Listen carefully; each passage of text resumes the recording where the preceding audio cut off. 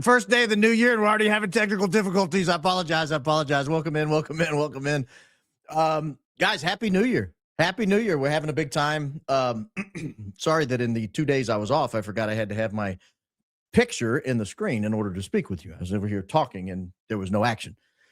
But guys, welcome in. We're got a big show tonight. It's a kind of a holiday edition. It's a holiday hangover edition. Friday nights are a little more intimate. Let's say intimate. Friday nights are a little more intimate than maybe Sunday nights or Thursday nights. Some of the bigger programs. Wednesday nights are particularly large programs. But we're gonna have a good time tonight. I've got some really good information. I had some really, I can't tell you about them yet, but I had some really good meetings over the holiday break, and you guys are going to benefit. You guys are going to benefit from the developments on this program. So take that for what it is. This color is called Faded Crimson. This is a Faded Crimson hoodie from the Adidas Essentials collection. I saw somebody asking. This is the, I think, second or third time I've worn this color. It has gone over like a turd in the punch bowl every time. Nobody likes it. Nobody likes it, but that's okay. That's okay. Speaking of Faded Crimson, the Indiana Hoosiers beat the Crimson Turd last night, so they are Faded Crimson. So this actually works out nicely. So, all right, here we go. No, this is not mauve. This is not mauve. It's not bean paste. You guys don't be ugly in the chat. This is a good hoodie. This would probably look better on somebody who did not have strawberry blonde hair and pale red facial features. But outside of that, it's a heck of a hoodie. But we've got a new year, new us. Is it a new year, new us? We'll talk about that during the opening. I have some show updates I've got to give you. You guys want to hang around for that. You don't want to miss these show updates. It'll let you know what's going to be happening in the near future on this program. And we have a story from a couple of weeks ago that just got past everybody. It just got past everybody. It's not refried bean color hoodie either. Guys, come on. This is a great hoodie. A great hoodie. If I have to pull out some Jedi magic to convince you otherwise, I will. All right, let me get to the opening statement. We'll get to the opening statement. We will get hopefully so deep into this program that the bean paste / refried bean / mauve hoodie will not be your biggest concern of the new year. And we will begin what I think is going to be a really big night of investigation, particularly the middle story. I like a lot. I like the middle story a whole lot. So let's dive right into the opening statement, shall we? Get everything moved around so I can see it, but we'll get right into this opening statement. It's a new year. Does that mean there will be a new you? It's a new year. Does that mean there will be a new you? This is a question we face annually for some reason. We never, for example, hear people saying things like new week, new me, new month, new me. We don't make new week resolutions each weekend. We don't face existential crises at the close of each month. These collective thoughts only seem to reach a global fever pitch at the beginning of each new year. The practice dates back about 4,000 years to ancient Babylonians. The Babylonians made annual promises to their gods. They might promise to repay debts or return borrowed items, for example. They did this during their New Year festival called Akitu to ensure good fortune. Ancient Romans formalized this practice further by associating January 1st with their god Janus, the two-faced god of beginning and endings. Janus symbolically looked back at the past year and forward to the new one. They made offerings and vows of good conduct on this date. This evolved through religious contexts into the secular tradition we know today. Over the centuries, January 1st became a globally recognized reset point tied to the calendar. It tied to holidays and festivities. This shared date, this globally shared date, this communal date, created a shared cultural ritual reinforced by media, family gatherings, and societal buzz. Psychologically, the new year acts as a major temporal landmark. It's a clear boundary that psychologically distances us from our past failures and imperfections. Research on the fresh start effect shows people are more motivated to pursue aspirational goals after a significant milestone like a new year. This creates optimism. It's a sense of a clean slate and heightened motivation, as the calendar flip feels like a natural opportunity for reflection and renewal. Monthly starts can trigger kind of a smaller version of this effect, but they lack the symbolic power and they lack the rarity of the annual tradition. A new month happens 12 times a year. It dilutes its impact. It's harder to build excitement or commitment around something so routine. New weeks happen 52 times a year. There's simply no equivalent monthly or weekly event with a historical weight or collective momentum of the fresh new year. And it's not just we as individuals who look to reset each new year. Organizations are the same way. And there's no organization wanting to reset more right now than Turning Point, than TPUSA. A close second, perhaps, is the military-industrial complex led by the Trump-Vance administration. A little bit of a Freudian slip there. Ironically, TPUSA can't run fast enough from their founder, Charlie Kirk.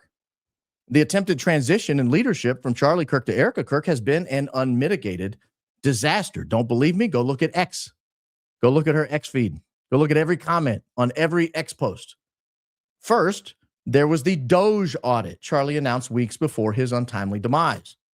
Rather than continue with the Doge audit, Charlie requested, the TPUSA response has been to gaslight us about it. We're told their books are audited annually.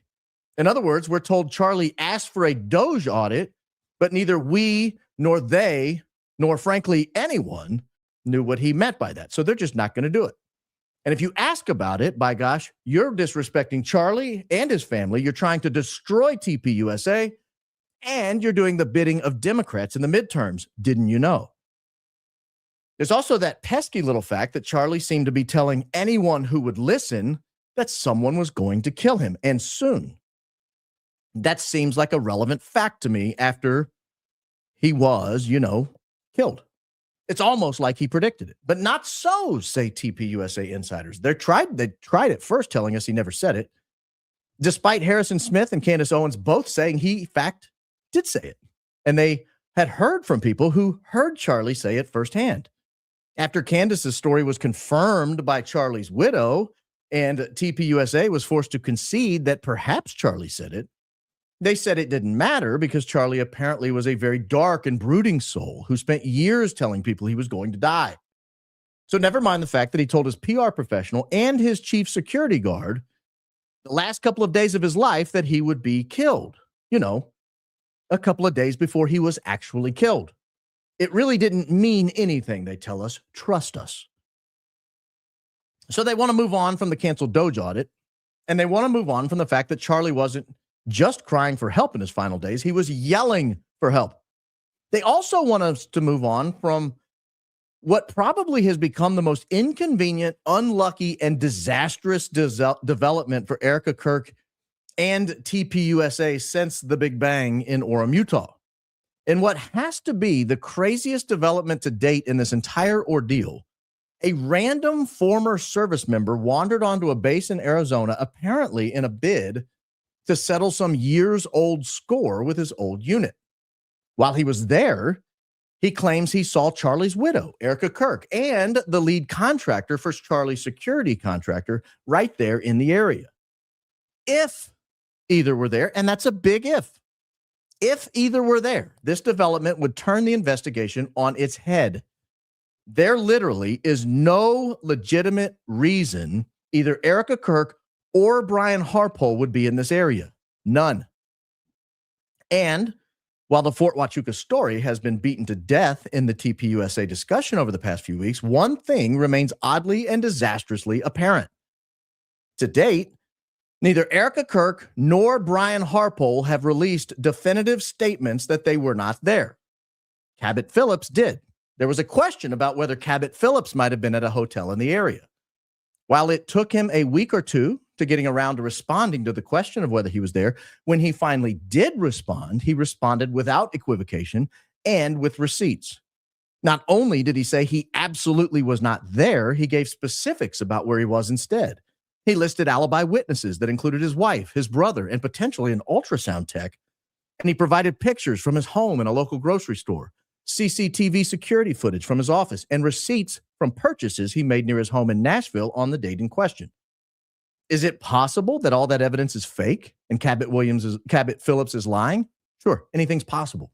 But at least he was definitive. And when you're definitive, it makes lying that much more devastating if you're caught. To my knowledge, and in my opinion, neither Brian Harpole nor Erika Kirk have done anything remotely similar. Neither has stated publicly and definitively that they were not at or near Fort Huachuca on September 8th or 9th, at least not to my knowledge and in my opinion. Neither has provided anything definitive about where they were instead. I think the only thing Brian Harpole may have provided so far is an email confirming a flight ticketed in his name. But there's nothing to say whether he was actually on that or any other flight. Erika Kirk apparently attempted to provide some sort of exchange to Candace Owens, purporting to show she was somewhere else. But Erika Kirk allegedly blacked out the name of the recipient for some reason, and at least as I sit here now, has not, to my knowledge, provided any clarity as to why she blacked out the name or where she actually was. All of this, of course, raises the obvious question. Do either of them, do Erika Kirk or Brian Harpole, have to respond to questions about where they were on September 8th or 9th of this year? A lot of people get stuck on this question. The answer at this point, of course, is no. They don't have to respond. In fact, each of them have a constitutionally guaranteed right to remain silent. Neither Candace nor anyone else, including law enforcement, can compel them to answer any questions about where they were on those days. The better question is whether they should answer questions about where they were on September 8th or 9th. And by questions, I don't mean working with podcasters behind the scenes to trash Candace Owens, your humble host of this program, or anyone else. I don't mean sending emails or texts to podcasters that can't be vetted and can't be examined to determine if they are legitimate. I don't mean speaking through Andrew Colvette or any other TPUSA employee who says you were here or there and not at Fort Huachuca. What I mean is answering the question the way Cabot Phillips answered the question. They should issue a clear, definitive, unambiguous statement that you absolutely were not there, along with evidence that can be publicly scrutinized that they were somewhere else. The answer to that question, absolutely and without a doubt, is yes, 100% yes. They should do all of that. That might seem like an invasion of their privacy. Here is why it's not. They lost the right to claim an invasion of their privacy when they savaged the person who allegedly saw them. They lost that right by having people attack his character, call him a liar for claiming to have been there, and drag up exes and estranged children to attack him when a polite and definitive denial would have shifted the burden back to the accuser to provide additional evidence either way, whether they were there. A polite and definitive denial did not happen. The burden never shifted back.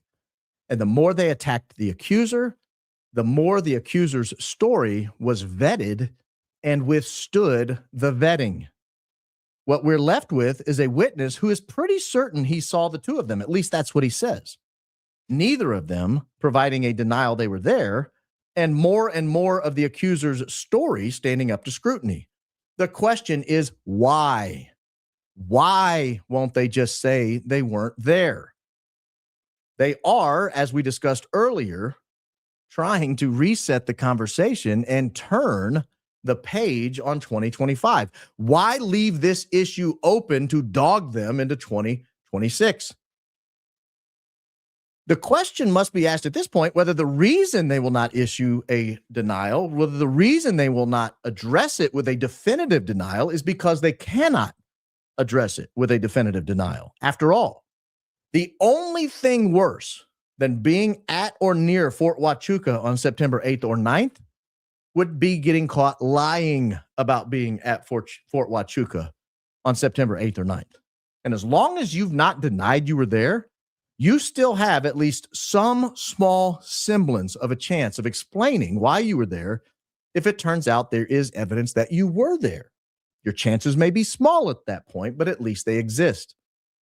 As soon as you yourself loudly and clearly proclaim you were not there and were in fact somewhere else, you lose the small chance you might have had at explaining why you were there if it turns out there's evidence you were there. Let's imagine something for a moment, just a thought experiment. Let's imagine Erika Kirk was there. Let's imagine she was either on the base or at the hotel, perhaps both. Let's imagine she knows that there's a chance she was captured there on camera. It could have been the accuser himself who was captivated by her and decided to take a discreet picture of her from across the room. It could have been an employee at the base or the hotel who decided for whatever reason to take a picture of her. Perhaps someone took a picture of someone or something else, but decided to look back at the picture after all these questions arose and realized there she is standing in the background of the picture, and it is undeniable that it is her. It's plain as day. The reality is Erika Kirk wouldn't know. She couldn't know. That's the reality of living this far into the 21st century. You're on camera every single day.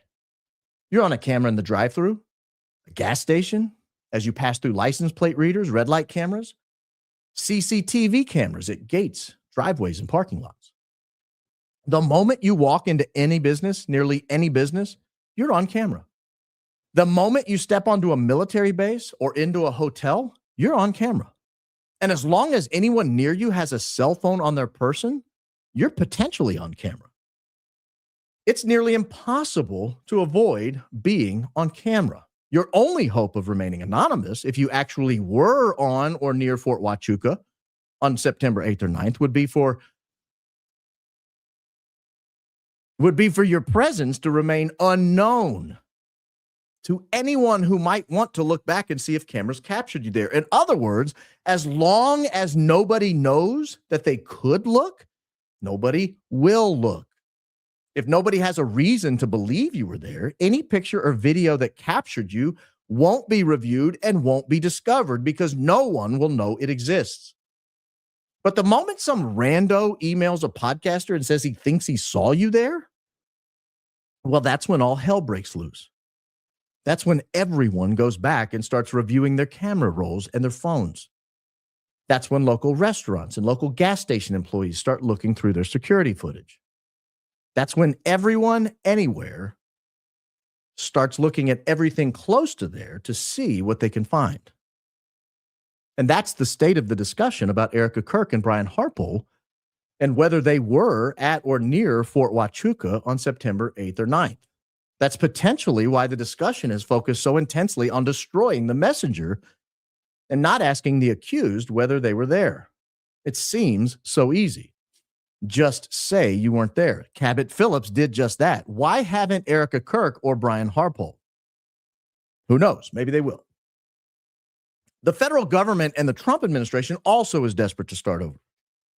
2025 began a year ago with high hopes for the incoming Trump administration. The golden era of America First conservatism was upon us, we were told. Trump wouldn't have to worry about re-election. He wouldn't have to hold back. He could finally deliver on the promises he made during his first inaugural address to turn the government back over to the American people, to deport the millions here illegally, to withdraw the American military from so many foreign entanglements in the war in Ukraine and stop the slaughter in Gaza. Nothing, we were told, was going to stop him. Well, it's not going as planned. Deportations are running well behind Obama and Biden levels. Trump has pledged to increase foreign worker visas. He told Megyn Kelly that American workers weren't smart enough to do the job. He doubled down on the hundreds of thousands of annual foreign student visas. The Ukraine war is still raging. Gaza is still a disaster.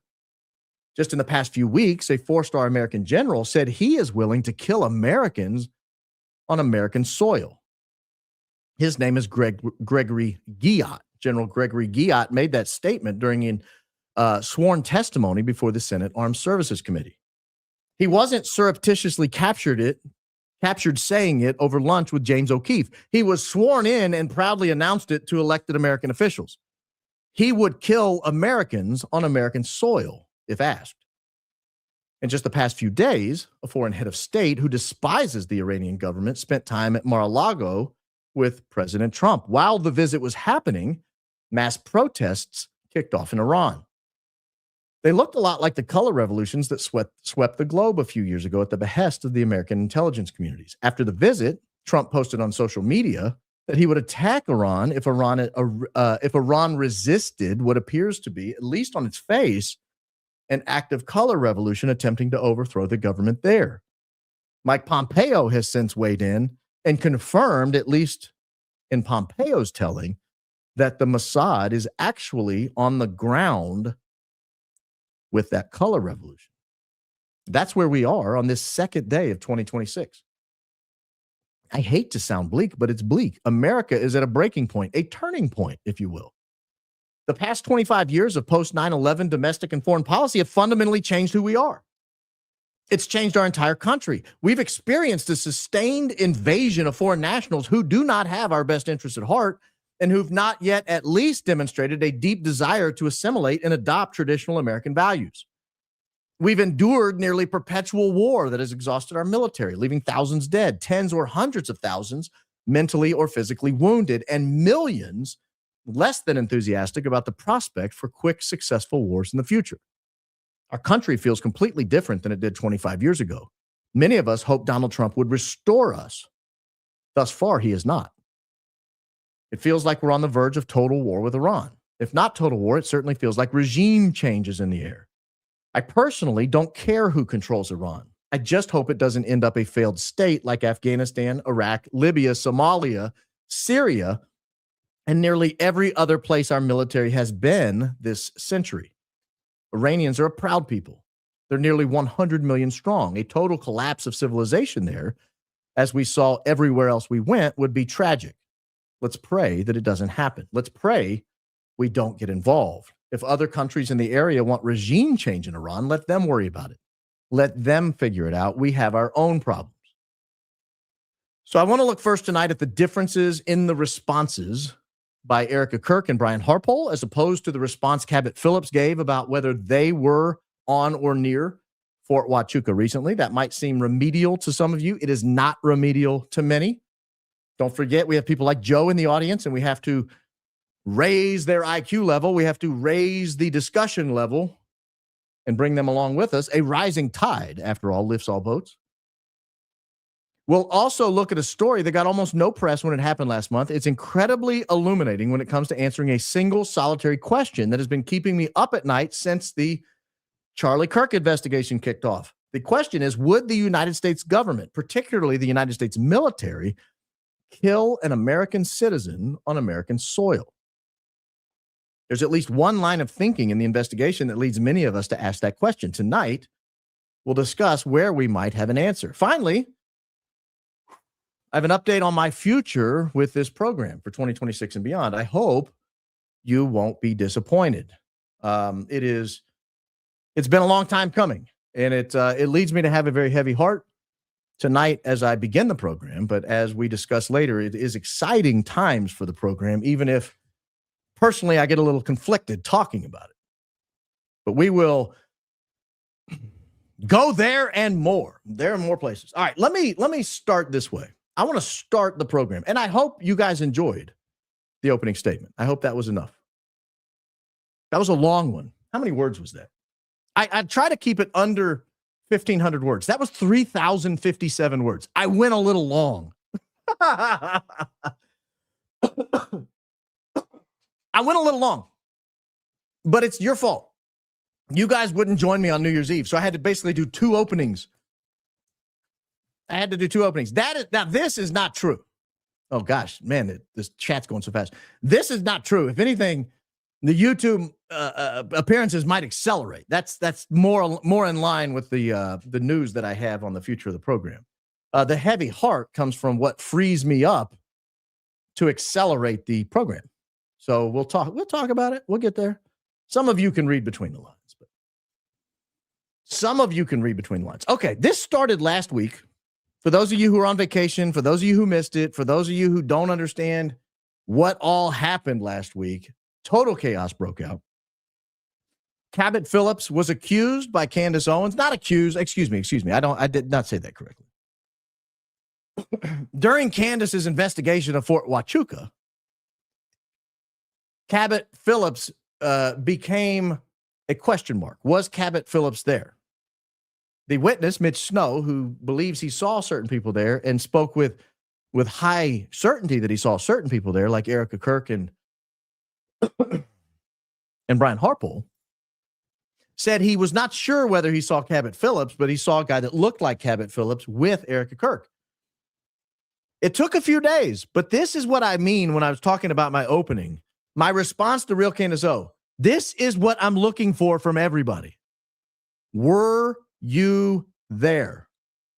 I was not at Fort Huachuca on 9/8 or 9/9. I've never been. Ladies and gentlemen, that is a very, very definitive statement. And as I mentioned in my opening, a statement you can only make if you know a picture is not going to come out with you at Fort Huachuca or near Fort Huachuca. I was at home in Nashville both days. On this afternoon, the 8th, I attended ultrasound. We went over this, but I wanted to point this out because he follows up with this image. And then he says he gave the original photo to Candace. Now, I showed this image during the last broadcast.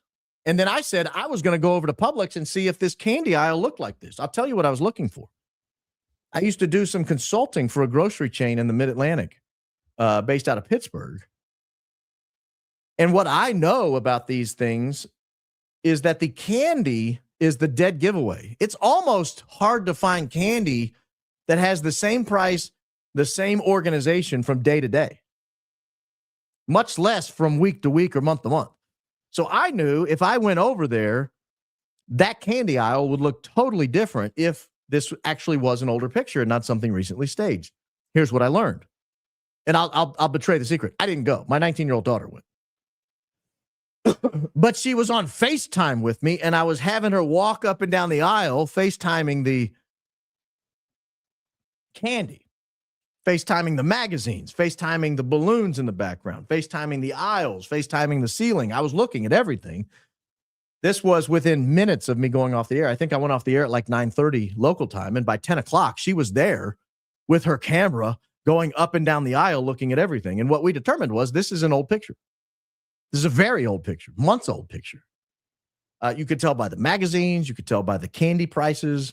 You can tell by lots of different things. I don't want to give away all my secrets in case somebody wants to stage a photo like this in the future. Now, admittedly, this is a weird photograph. A photograph like this lends itself to questions about whether it's legitimate. Here's why I say that. Have you ever met a grown man, testosterone coursing through his bones and body, who took a picture holding 4 balloons with his hand, I don't know if his pocket pull, I don't know what's going on here, but his hand in his pocket with this smile, this smug kind of smile? No grown man takes this photo. Nobody. I can't even think of a reason you would take this photo. I can't even think of a reason you would pause and pose for this photo. You're in there and you're picking up balloons for a gender reveal for your kid, and you say, "Hold on, will you please check this out? Grab my phone and take a picture of me real quickly. I want to memorialize buying balloons at the local Publix."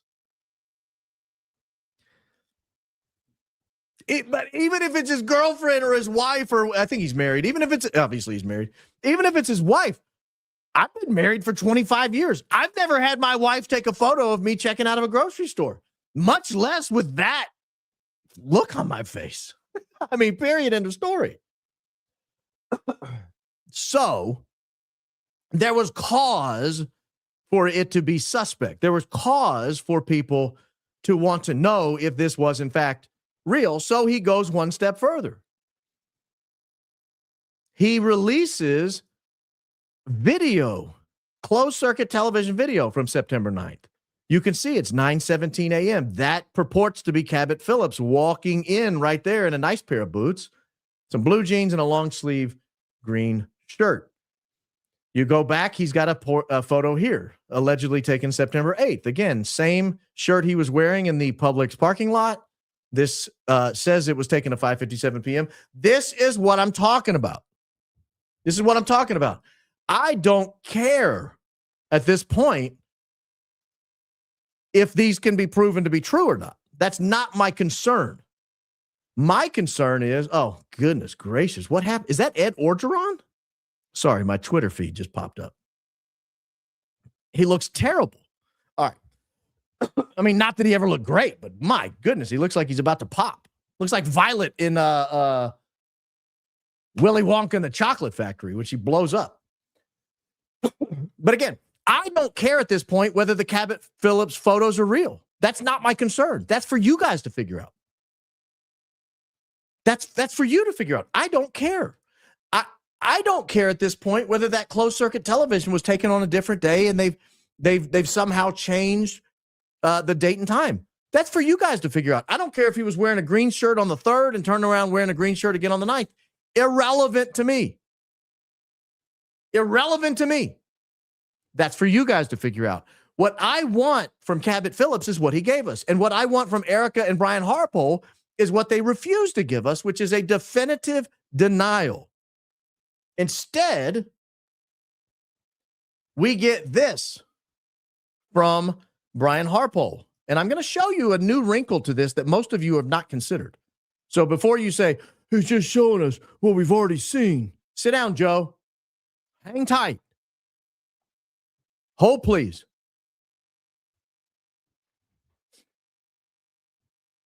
This is what we were given from Brian Harpole. This is a booking confirmation from September 7th, 2025. It left at 11:59 p.m. It landed in Dallas, Fort Worth just before 5 a.m. That's what we were given. Now, granted, you lose a couple of hours going from LA to Dallas. So it's not a 5-hour flight. It's a 3-hour flight. I'm going to show you something about that flight in a second. So I'm going to leave that up. That's what we were given by Brian Harpole. We were given that flight, and we were given one more, this flight right here. This is on the day of September 9th. This is at 1:42 p.m. Dallas-Fort Worth time. Again, that would have been like 11:42 Fort Huachuca time. 11:42 Fort Huachuca time. But this is not confirmation he was on that flight. Just like this is not confirmation he was on that flight. This is not confirmation he was on that flight. This is just confirmation that at one point in time, in theory, he could have gotten on the flight should he have wanted to. I have these in my email. I have these in my email on flights I didn't take.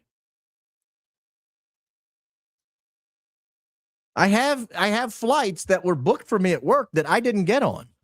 I could pull that up and say, look, here's where I went to Massachusetts on November 3rd. No, I did not go. I was here on November 3rd. The flight went on without me. I didn't get on it. I was sick. I had a change of plans. I was at Fort Huachuca. I mean, there could be any number of reasons I didn't get on the flight. But that's what we got. Now, I want to show you something interesting. I don't know anyone else has pointed this out. And if they have, props to them for figuring it out. Keep in mind this one right here. This is September 7th, the late evening of September 7th. This is Brian Harpole leaving LAX. Now, we're told, at least by Mitch Snow, that Brian Harpole might have been at Fort Huachuca a day or two later. So he leaves LAX if he's on this flight, which means he was at least supposed to be in Los Angeles the night of September 7th. He seems to be claiming he was. You know who else was in Los Angeles the night of September 7th? Who else was at LAX the night of September 7th? Erika Kirk's plane. It's right here. And it was late. It was scheduled to take off at 6:30 p.m. local time from LAX to Scottsdale. It actually took off at 7:50. So it was an hour and a half, hour and 20 minutes late. Took off at almost 8 p.m. To me, that's weird. To me, that's strange. If you're dropping an alibi, and your alibi is supposed to establish that you aren't hanging out with Erika Kirk in different locations, Why is her plane leaving the airport a couple of hours before your plane leaves the same airport? And lest you think, hey, wait a minute, maybe Erika Kirk flies in and out of LAX all the time. Let's prove that. Let's ask. Excuse me, I might have to do that one more time. Excuse me, there we go.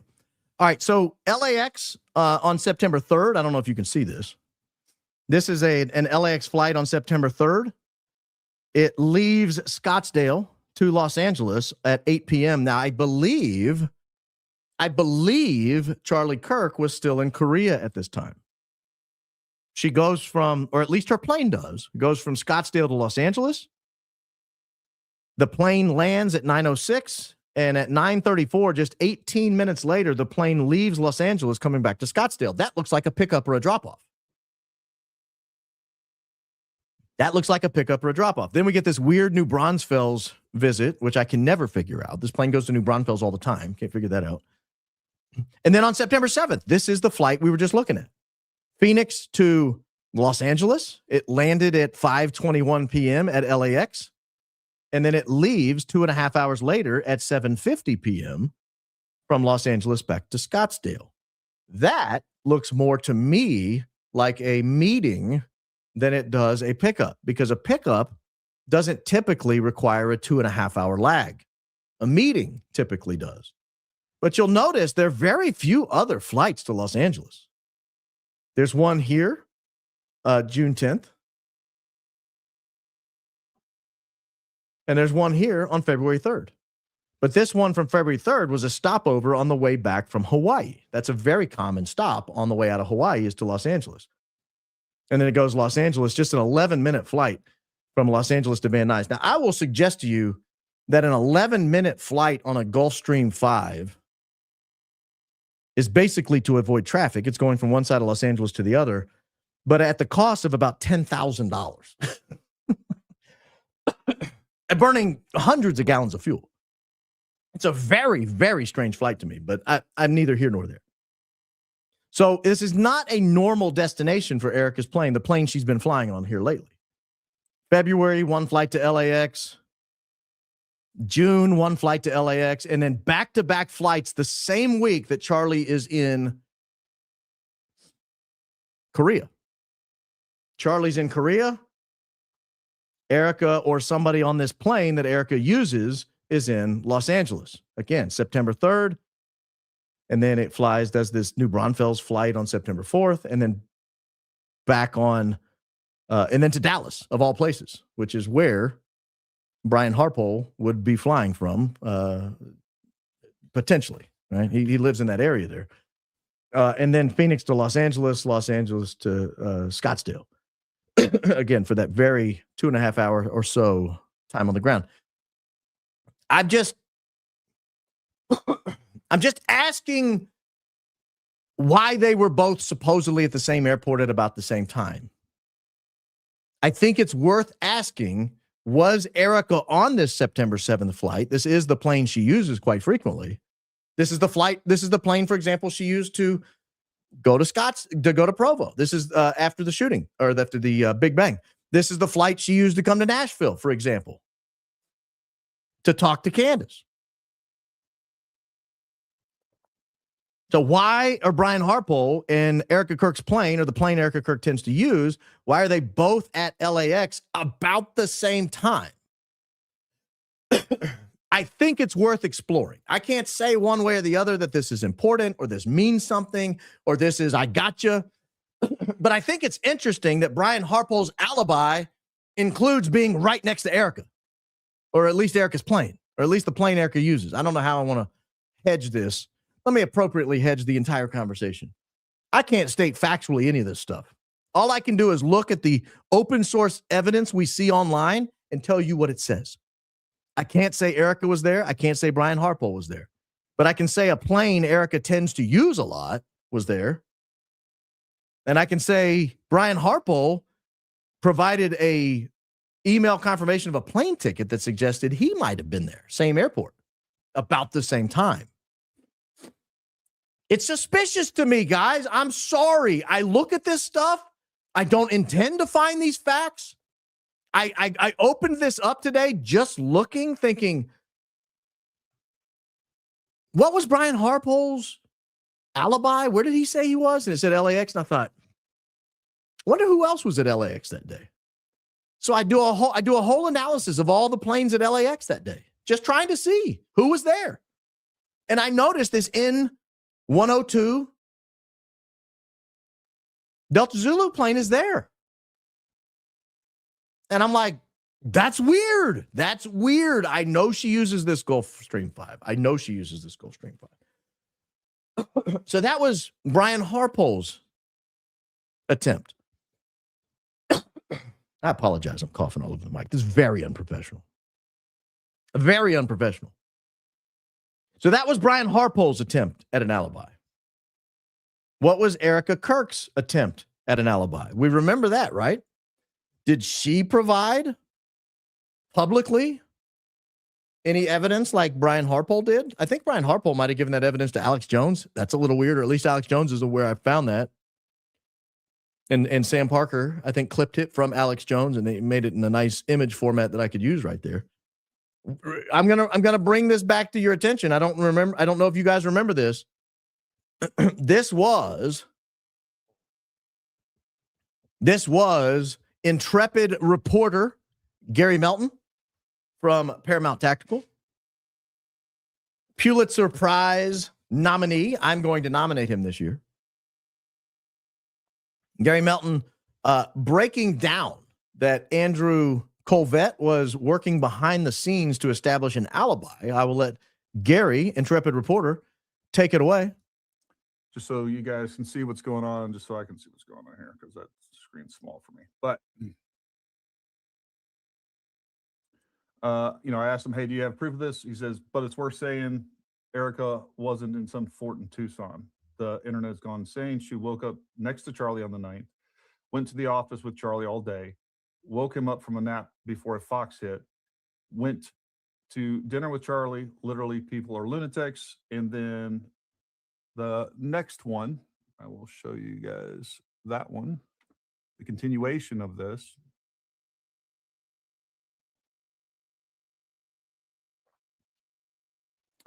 Right here we have this one. And then I'll show you an up-close picture with the metadata that we have on the screen itself. Yeah, so this is Gary pulling up the second bit, and you'll notice right here at the bottom it says don't share, right where that red line pops up every time I come up to try to show you where it says that. Proof she was with her kids at 8:33 a.m. Pacific time. Don't share. We'll let Gary tell you how he handled that. Proof she was with her kids at 8:33 a.m. Pacific time, which again, in September, Arizona's on Pacific time.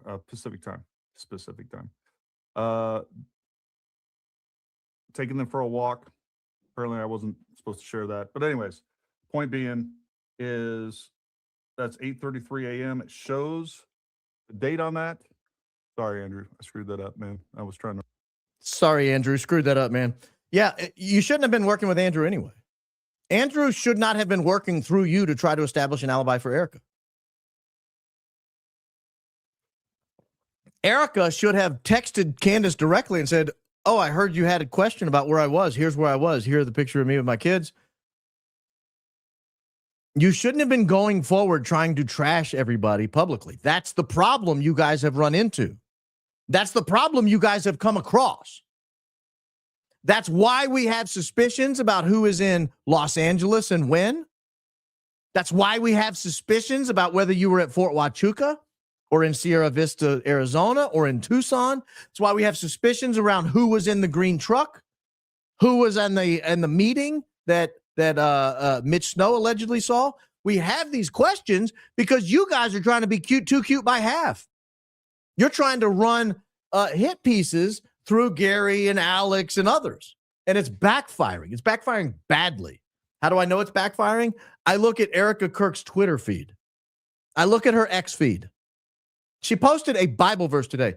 A mom of two, a 36, 37-year-old mom of two who posts a Bible verse on X typically gets nothing but praise. Oh, you're so holy. Oh, look at you. You're amazing. Oh, I don't know how you do it. You are so wonderful. Go look at all of it. Go look at all of it. You'll find out what I'm talking about. You'll find out what I'm talking about. This is the problem. Oh, I had this pulled up and I forgot to show it. This is the evidence that I was talking about, Mike Pompeo, that this is an intelligence operation taking place in Iran. The Iranian regime is in trouble. Bringing in mercenaries is its last best hope. Riots in dozens of cities and the Basij. Now, guys, words shouldn't end in J. That's like basic human understanding, but whatever. Mashhad, Tehran, and Zahedan. Next stop, Baluchistan. 47 years of this regime. POTUS 47. Coincidence? Yeah, actually it is. It is a coincidence, Mike. It is a coincidence. I think the Ozempic's gotten to your head. Happy New Year to every Iranian in the streets. Also to every Mossad agent walking beside them. That's supposed to make me feel better. That's supposed to give me more confidence. That's supposed to give me more confidence that this is some sort of organic development. I don't want to get involved in one country fighting another country. If there truly was an organic movement of people who were like, I'm tired of this country. I'm tired of the leadership. And it's like more than half of the people, yeah, I'll probably get behind it. I'll be like, yeah, good, cool. That's great. Let's see. Let me know how it turns out. I don't want to send my children over there to fight. I don't want to send billions or trillions of dollars over there. I don't want to have to rebuild any country. But, let's see how it works out. You guys tell me. And when you fight it out and you figure it out, let us know who's the new ambassador of the United States, who's the new ambassador of the United Nations, and we'll get you guys enrolled. We'll get you some cards. I don't want to be involved if the British intelligence or the Israeli intelligence or the Australian intelligence or the United States intelligence is over there overthrowing some leadership of some other country. I don't care. I don't care. All right. I've got to play something for you, and it's not good. It's not good at all. But I got to give you a little setup first. I have to give you a little setup because there is a document that came out. This is a little boring, a little cap and gown for about 2 minutes. Give me 2 minutes and I'll get back to the fun stuff. There's a document that came out shortly after Charlie Kirk was assassinated. It is an executive order. A memorandum here. Countering domestic terrorism and organized political violence. You'll notice the date, September 25th. That's 15 days after the Big Bang in Orem, Utah. In here, it defines what domestic terrorism is and organized political violence. That's irrelevant for my purposes today. But this is very relevant. Investigating domestic terrorist organizations, these DTOs. It says the National Joint Terrorism Task Force and its local offices shall coordinate and supervise a comprehensive national strategy to investigate, prosecute, and disrupt entities and individuals engaged in acts of political violence and intimidation designed to suppress lawful political activity or suppress the rule of law. That's kind of the working definition we have to work with right here. If your federal government determines your group is engaged of acts of political violence or intimidation, designed to suppress lawful political activity or obstruct the rule of law, it is your federal government's position that the National Joint Terrorism Task Force shall coordinate and supervise a comprehensive national strategy to address it. And not only shall it organize and coordinate a response or a strategy, it shall investigate these groups. It shall consult and coordinate with executive departments and agencies. Now, I'm going to tell you why this is a problem in just a second. It may request operational assistance from law enforcement partners. And it sounds terrible. Domestic terrorism sounds terrible. But here's the problem I have with this entire thing. And you guys can pull this up and look at it if you want. Here's the problem I have with this entire thing. It's called what's good for the goose is good for the gander. We like to believe, especially in the fervor in the wake of 9/11, for example, that your government would only pass legislation that's in your best interest. So we hear something like the Patriot Act, and we go, yeah, I'm a patriot. I mean, there was nobody who was more patriotic than anyone else in the wake of 9/11. I mean, like 97% approval rating for George Bush. He had political capital to do whatever he wanted. And what they did was they went and passed the Patriot Act because it sounds great. They didn't draft a 10,000-page bill in 3 days after 9/11. That bill was obviously ready to go. It was a complete destruction of your freedom and your privacy. This is the same thing. Because if Donald Trump can label Antifa a terrorist organization and go through and disrupt it, the next guy can label the Tea Party or whatever else. You guys insert name of organization here. Tea Party might have dated myself a little bit. That was 15 years ago. But it doesn't matter. That's the problem. Now, the question is, to what lengths will your federal government go? To what lengths will your federal government go to address these domestic terrorist organizations? We got a glimpse when a 4-star general testified in front of the Senate Armed Forces Committee. I've got the tape. You're never going to believe what it says. It's terrifying. Your federal government, this is not some low-level soldier who's in here. This is a 4-star general. This is somebody who commanded CENTCOM. Okay, this is a big deal. This is a huge deal. Here's what he said when asked to what lengths would he go when addressing a domestic terrorist organization. Now, domestic means American. So you're talking about American citizens on American soil. Take it away, General Giat. General Guyot, first of all, thank you for your service and your very difficult job of maintaining a balance between your military responsibilities and many of the orders you're given. If you were, if the president declared an organization a terrorist organization or DTO, which is on a secret list, and you were ordered to attack them on U.S. soil, would you carry out that order? It's a legitimate question. If the president of the United States addresses or labels American citizens on American soil a domestic terrorist organization, would you, as a 4-star general who worked in very high levels of responsibility for this federal government, for the United States of America, would you attack those American citizens on American soil? Would you kill Americans? Would our United States military silence, neutralize, assassinate, kill? You pick your word here. Let's hear what his answer is. It might terrify you. Senator Reed, as with any order I would assess the order, consult the legal authorities to ensure that it was a lawful order, and I would, if I had questions, I would elevate that to the chairman and the secretary as they welcome at all times. And if I had no concerns and I was confident in the lawful order, I would definitely execute that order.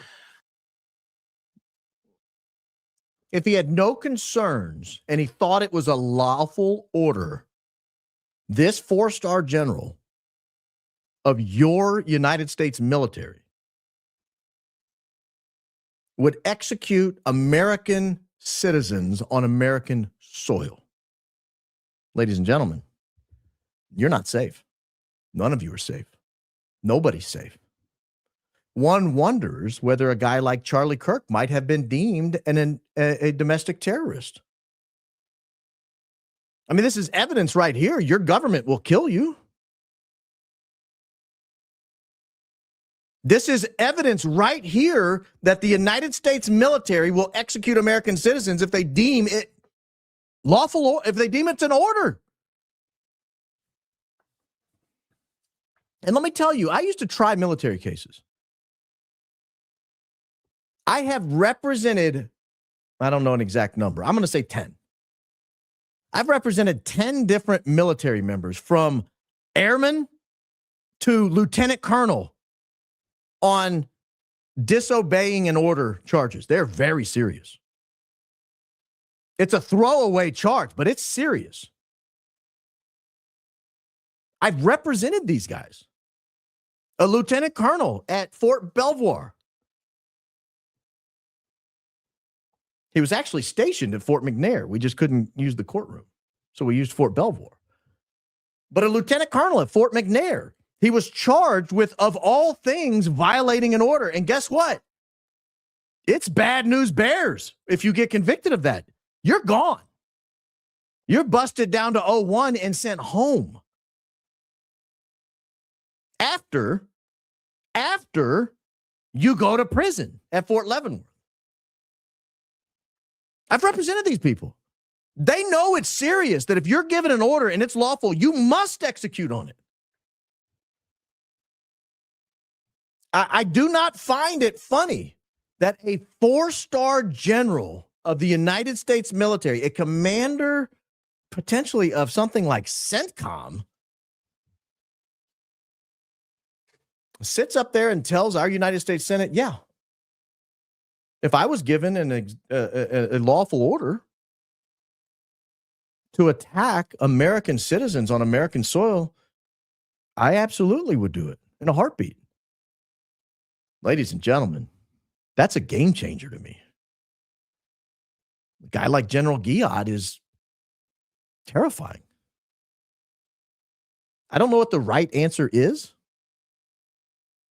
but that's not the right answer. That's not the right answer. And for anyone, I just read in somebody arguing he didn't say that. Well, let's go back and listen to what he said. You tell me why he didn't say that, because I think it's exactly what he said. I've listened to this more than once. Let's listen one more time. If the president declared an organization a terrorist organization or DTO, which is on a secret list, and you were ordered to attack them on U.S. soil, would you carry out that? If you were ordered to attack an American domestic terrorist organization made up of American citizens, if you were ordered to attack them, would you? His answer was yes. If I determine it's a lawful order, yes, I will attack them. I don't know how you can say he didn't say it. I'll play it just so you guys know that I'm always right. I don't BS. I don't lie. If I tell you something, take it to the bank. Order. Senator Reed, as with any order I would assess the order, consult the legal authorities to ensure that it was a lawful order, and I would, if I had questions, I would elevate that to the chairman and the secretary, as they welcome at all times. And if I had no concerns and I was confident in the lawful order, I would definitely execute that order. I would execute the order. For those of you who have Joe's IQ here, let's bring it back. Let's connect the dots. I know there were some words in between the question and the answer. And I know for some of you guys, that's difficult. I can only hear 8 words at a time. He said something between the answer.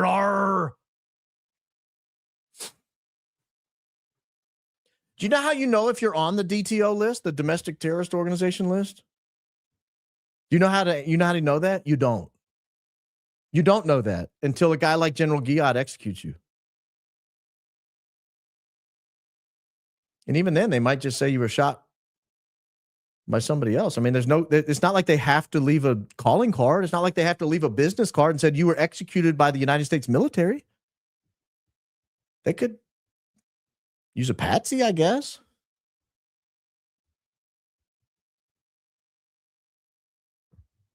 I mean, there's nothing in the executive order. There's nothing in his answer that said, oh, yes, we absolutely would give them notice and due process. I mean, this due process, the Fourth Amendment, ladies and gentlemen.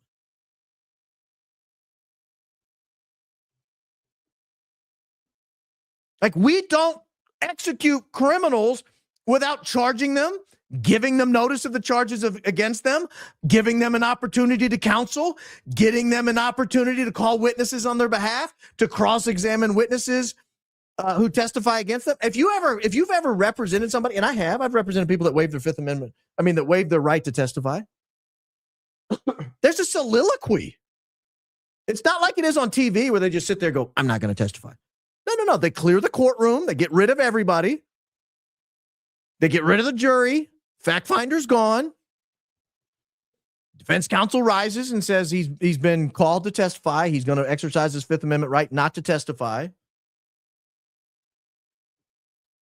And then the judge goes into a soliloquy with them.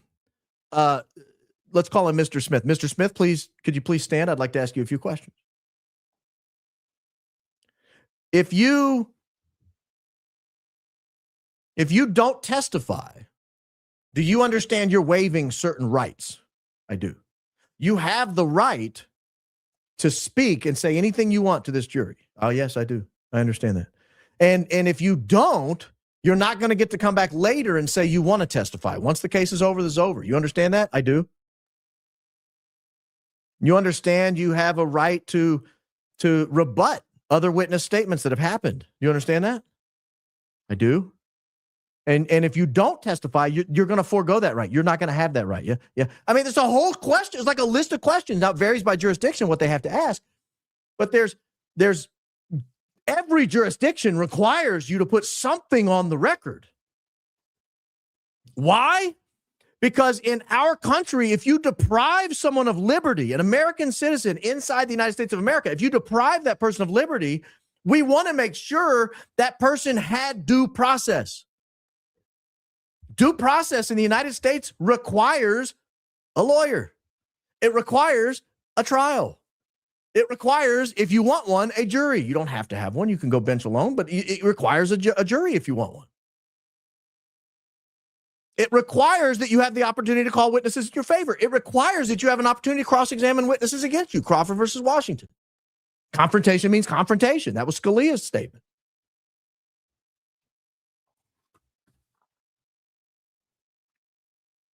Instead, we have a secret list of domestic terror organizations that you don't know if you're on or not. None of us know if we're on it. For all we know, TPUSA was designated a domestic terrorist organization. I don't think they were, but maybe. Maybe. And if you were on a domestic terrorist organization and someone ordered you to be neutralized, attacked, was the senator's question.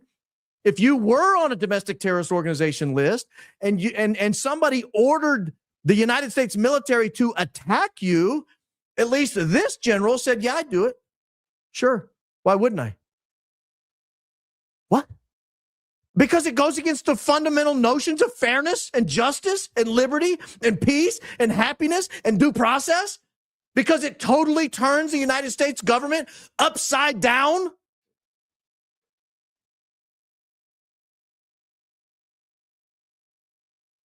That's why. Because it's terrifying. That's why.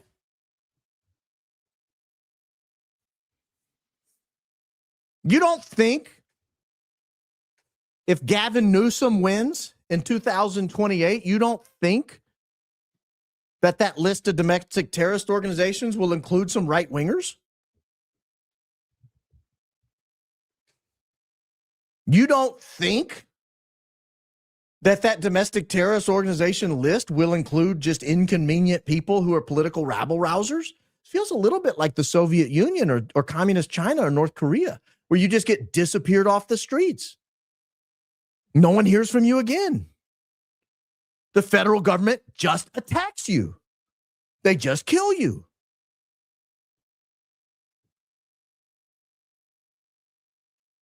And I've got a 4-star general who's like, yeah, that's great. That's exactly what we do. Here's the biggest problem. Try to find this story in the press. Try to find this story in the press. This guy's name is General Giat. I'm going to put General Giat attack Americans. You would think this would have led every newscast that night. You would be wrong. Here is the Google News. You'll see the ones I clicked because they're purple. The Intercept is the only place that covered it. I can assure you this other purple one right here did not have the comments. There's no NBC News. There's no CBS News. There's no ABC News. The only thing PBS has is a 2.5-hour video you can watch. I did. That's how I found it. That is what your government and your media, who's supposed to be watching out for your interest, thinks of you. They don't care if your federal government attacks you. They're not going to cover it. They're not going to let you know this is the new policy going forward here in these United States.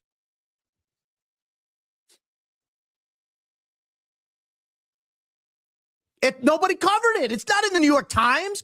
You would think there was a time in this country that if a flag officer of the United States of America, especially a 4-star general, you would think that if that 4-star general said, oh, yeah, we would attack American citizens on American soil without notice. Absolutely. You're damn right we would. You bet your bottom dollar. You would think that the Washington Post or the New York Times or the Los Angeles Times or the Miami Herald, you would think somebody would look at that and say, I think the American people ought to know about this. We should probably write about it. Especially when there is an open question of whether or not there was a military meeting the day before an American organization leader was neutralized on a college campus.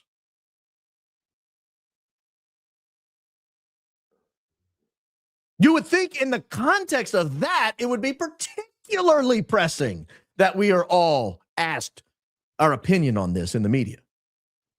You would think it would matter. But it doesn't. But it doesn't.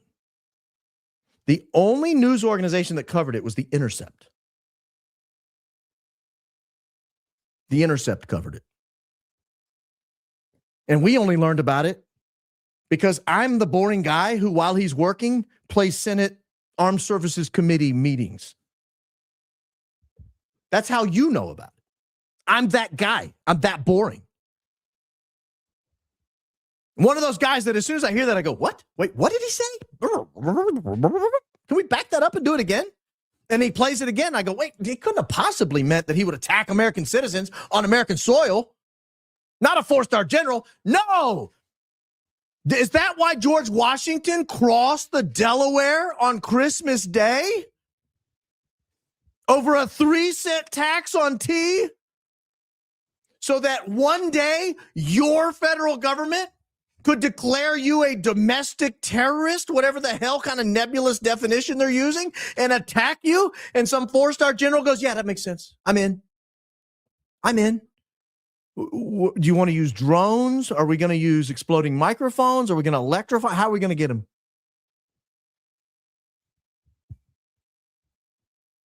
Well, it certainly answers the question, because it was an open question. It certainly answers the very open question of whether or not the government would have participated in the neutralization of Charlie Kirk. It doesn't answer the question of whether they did, but it definitely answers the question of would they? And the answer is, for these psychos, yes, they would. They would. And I think it's terrifying. It absolutely terrifies me in every single possible way.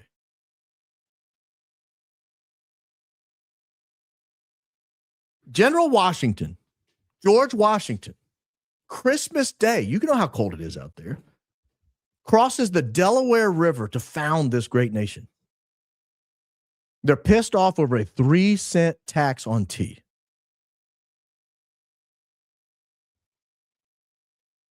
He decides on Christmas Day, today's the day, we're going to cross the frozen Delaware, the freezing cold waters. We're going to surprise the British with an attack.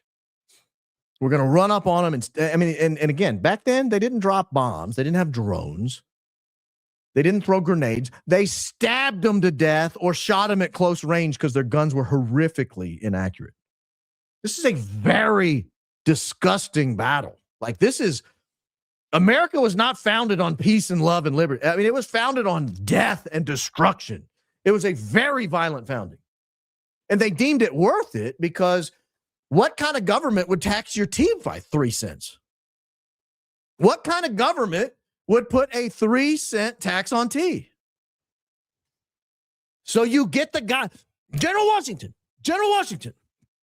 they're taxing our tea, General Washington. They're taxing our tea, General Washington. Yes, and we shall cross the Delaware. And we shall assault them here on Christmas. Yes, General Washington. Do you know, General Washington, one day, your federal government that you're founding will be able to declare its own citizens domestic terrorists and assault them and attack them in their sleep without them noticing. Are you aware of that, General Washington? They're going to do what? Oh, yes, General Washington. That's the country we're founding. They'll have no privacy. We'll collect all their communications. We'll analyze them to see who is, in fact, I'm the guy crossing the Delaware here. We are going to analyze their communications using electronic means, and we are going to determine, General Washington, which ones are domestic terrorists. And when we decide which ones are domestic terrorists, General Washington, we're just going to kill them. You know, guys, I've thought about it. It's possible the tea tax isn't that bad. It's only 3%. All you got to do is go buy a little stamp and put it on the tea. That's it. It's not going to be that bad. Oh, General Washington, it gets better. One day, a guy like Lindsey Graham, who has no hope in the future of America because he has no children, and he has no plans of having children because he doesn't do it that way. He does it the other way. One day, that man is going to be bloodthirsty and want to attack every country in the world. Wait, what? Why? Why would he want to? Would he want to do that? Why would he want to do that? Maybe crossing the Delaware is a bad idea, guys. Maybe we should turn around. No, General Washington, we're going. One day, there's a 4-star general. He's going to stand up and then tell everybody that the government's going to kill people. I wonder if this would have been worth it. I wonder if George Washington knew, if Ben Franklin knew, if James Madison knew, would they have gone through with it?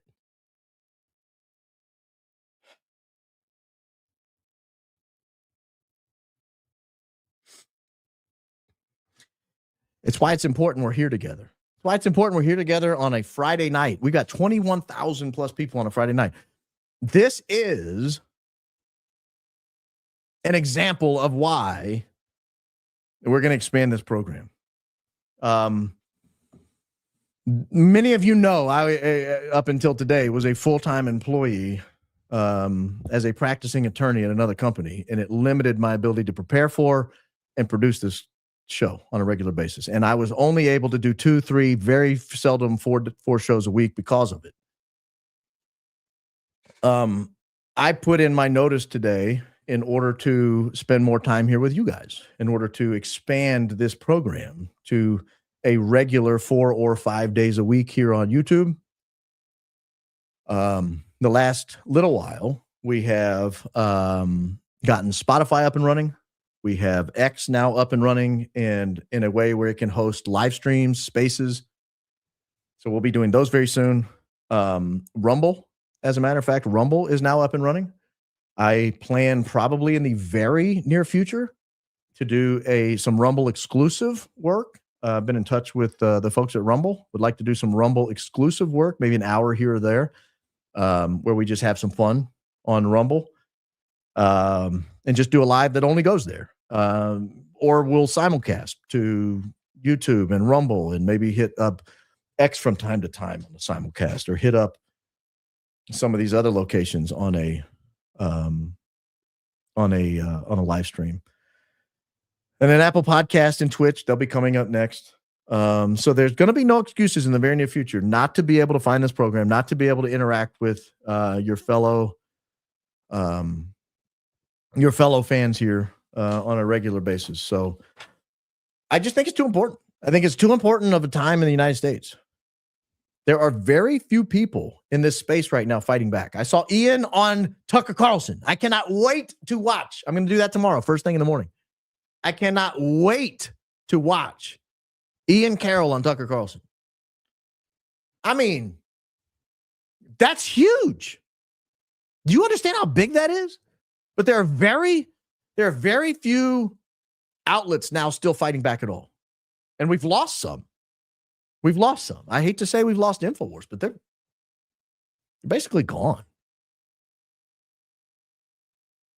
And so I thought it was in the best interest of this show, of this program, to do that. So we'll get this going. We're gonna slowly ramp it up. If you have not been by Rumble, go by there now and sign up, because in the very near future, you will be able to find some content there that you won't be able to find anywhere else. And I will pull up the channel over there and let you see it, so you get an idea what it looks like. Now, I have already noticed we uploaded these in such a hurry that it doesn't look beautiful yet. We're going to get it beautified, but it's there. It's up there. There's all these, a lot of the old episodes are up there. Now, I've not announced it that it's up there, so very few people have found it so far. But get over there, and I will be going live over there in the near future on a Rumble exclusive. Like I said, talk to the Rumble folks, figured out how to do that. They're very excited about it. And then we will begin simulcasting after we do some exclusive content over there. We'll begin simulcasting over there. But if you just search Baron Coleman, Baron 1R, just search for the channel Baron Coleman, you'll find it. You can, or it's got its own. They were kind enough to give me my own URL, so it's rumble.com/Baron Coleman or /C/Baron Coleman or something like that. But I put the link on X if you want to go over there if you can't find it. But go over there. Again, the best thing you can do to support this program, like these videos, subscribe to the program, share it with your friends, follow me on X. Go over there. It's Baron Coleman, BaronColeman. I figure out how to spell my own name.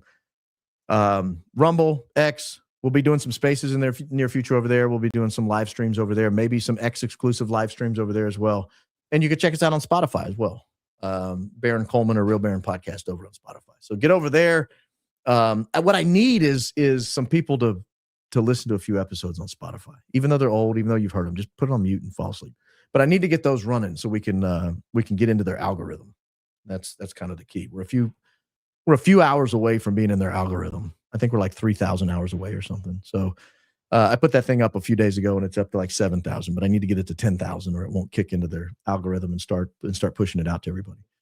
So that's kind of the program update. That's where we are. This is in fact a high IQ operation. This is a high IQ outfit. So we got to give you a lot of opportunities to interact with the program. And that is what we are doing. One of the ways we interact with the program is getting to read some of your comments. Love your work, Baron. Keep going. I'm doing my best, ma'am or sir. Raphael, sir, doing my best. Das Green, yeah. Hi, Baron. Best part of my new year was poking the mama bear. Wonder if Mitch has photos, videos from the hotel. I would stand by on that. I would stand by on that photo request. South African rubles. Is that what they are? The rubles or rupees? What are South African dollars? I know it's ZAR. ZAR currency. What are they called? They're called South African rands, like Rand Paul or Ayn Rand. South African rands. Thank you for the very generous donation of South African money. Why did Joe press Control-Alt-Delete? She wanted to speak to the task manager. I like it. I will not oppose that at all. Poor Joe, man. I went back and watched that. I went back and watched it, and I thought, man, I wish she'd not come with that comment because I felt bad for having to do all that, but it was necessary. It was just necessary. I apologize, guys. My sister posted on Facebook and says, now everybody sees the Baron I grew up with. She got a kick out of that because now you guys got introduced to the cynical, smart alecky Baron who points out where you can get smarter. It's not my fault Joe walks around in that condition. It's not my fault. Baron, you turn to page in social media history. 2025, do not be a Karen. 2026, don't be a Joe. Don't be a Joe. Don't be a Joe. I think we should do some merch, some Joe merch. I might even send her a hoodie for free. For those wondering, ZAR is South African rands. You didn't have to pay $999.99 more of them because I did your work for you. I went and looked it up. No, I don't ride to work on an elephant or have a pet lion. No, but you should. You should. It would be way cooler if you had a pet lion. Someone as curious, logical, analytical, and authentic with a great sense of humor as Baron deserves our admiration, a word I usually reserve but share now because a major end-of-life regret is not telling people. Do you plan on checking out anytime soon, or do you think I'm going to check out anytime soon? Gred, I am really concerned by this, but thank you for the kind words. Let's just hope nobody's leaving us anytime soon. Hey, you know what I do? This is I cannot delete someone's name once they die in my phone. Can't show you I can't delete when they die. I can't.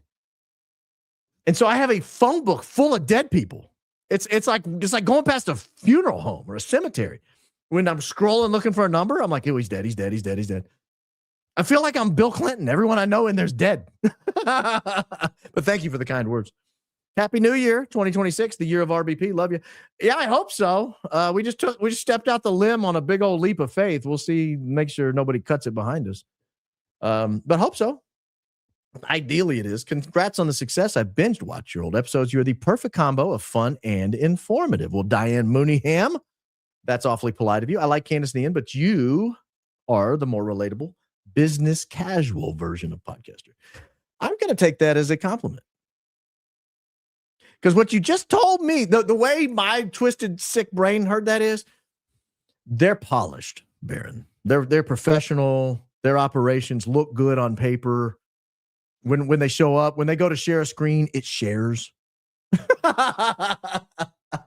They don't scream at their commenter. They don't grab Joe out of the audience and throw her up on the screen and scream at her till they're purple in the face. And then tell the poor girl she needs to go to college or at least audit a class or get online and find a logic book to read. They don't do that. No. They're professional. You're business casual.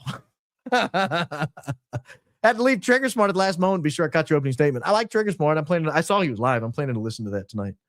I'm planning to listen to that tonight. Trigger, I might fall asleep to you. I've been known to fall asleep on a Friday night. Everybody goes live on Friday nights. It's like it's a big live fest, and I have to go back all Saturday and catch up. All Saturday. Thank you for joining us, though. Will you use 709 of this to buy that logic book to put on your shelf? That's funny. Yes, Jacob, I will. That's funny. Let me pull that link up.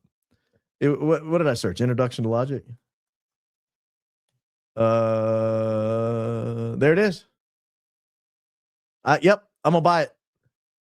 Introduction to Logic by Irving Couple. Copy. Hey, good news. It's down to $6.89. Yeah, I'm gonna buy it.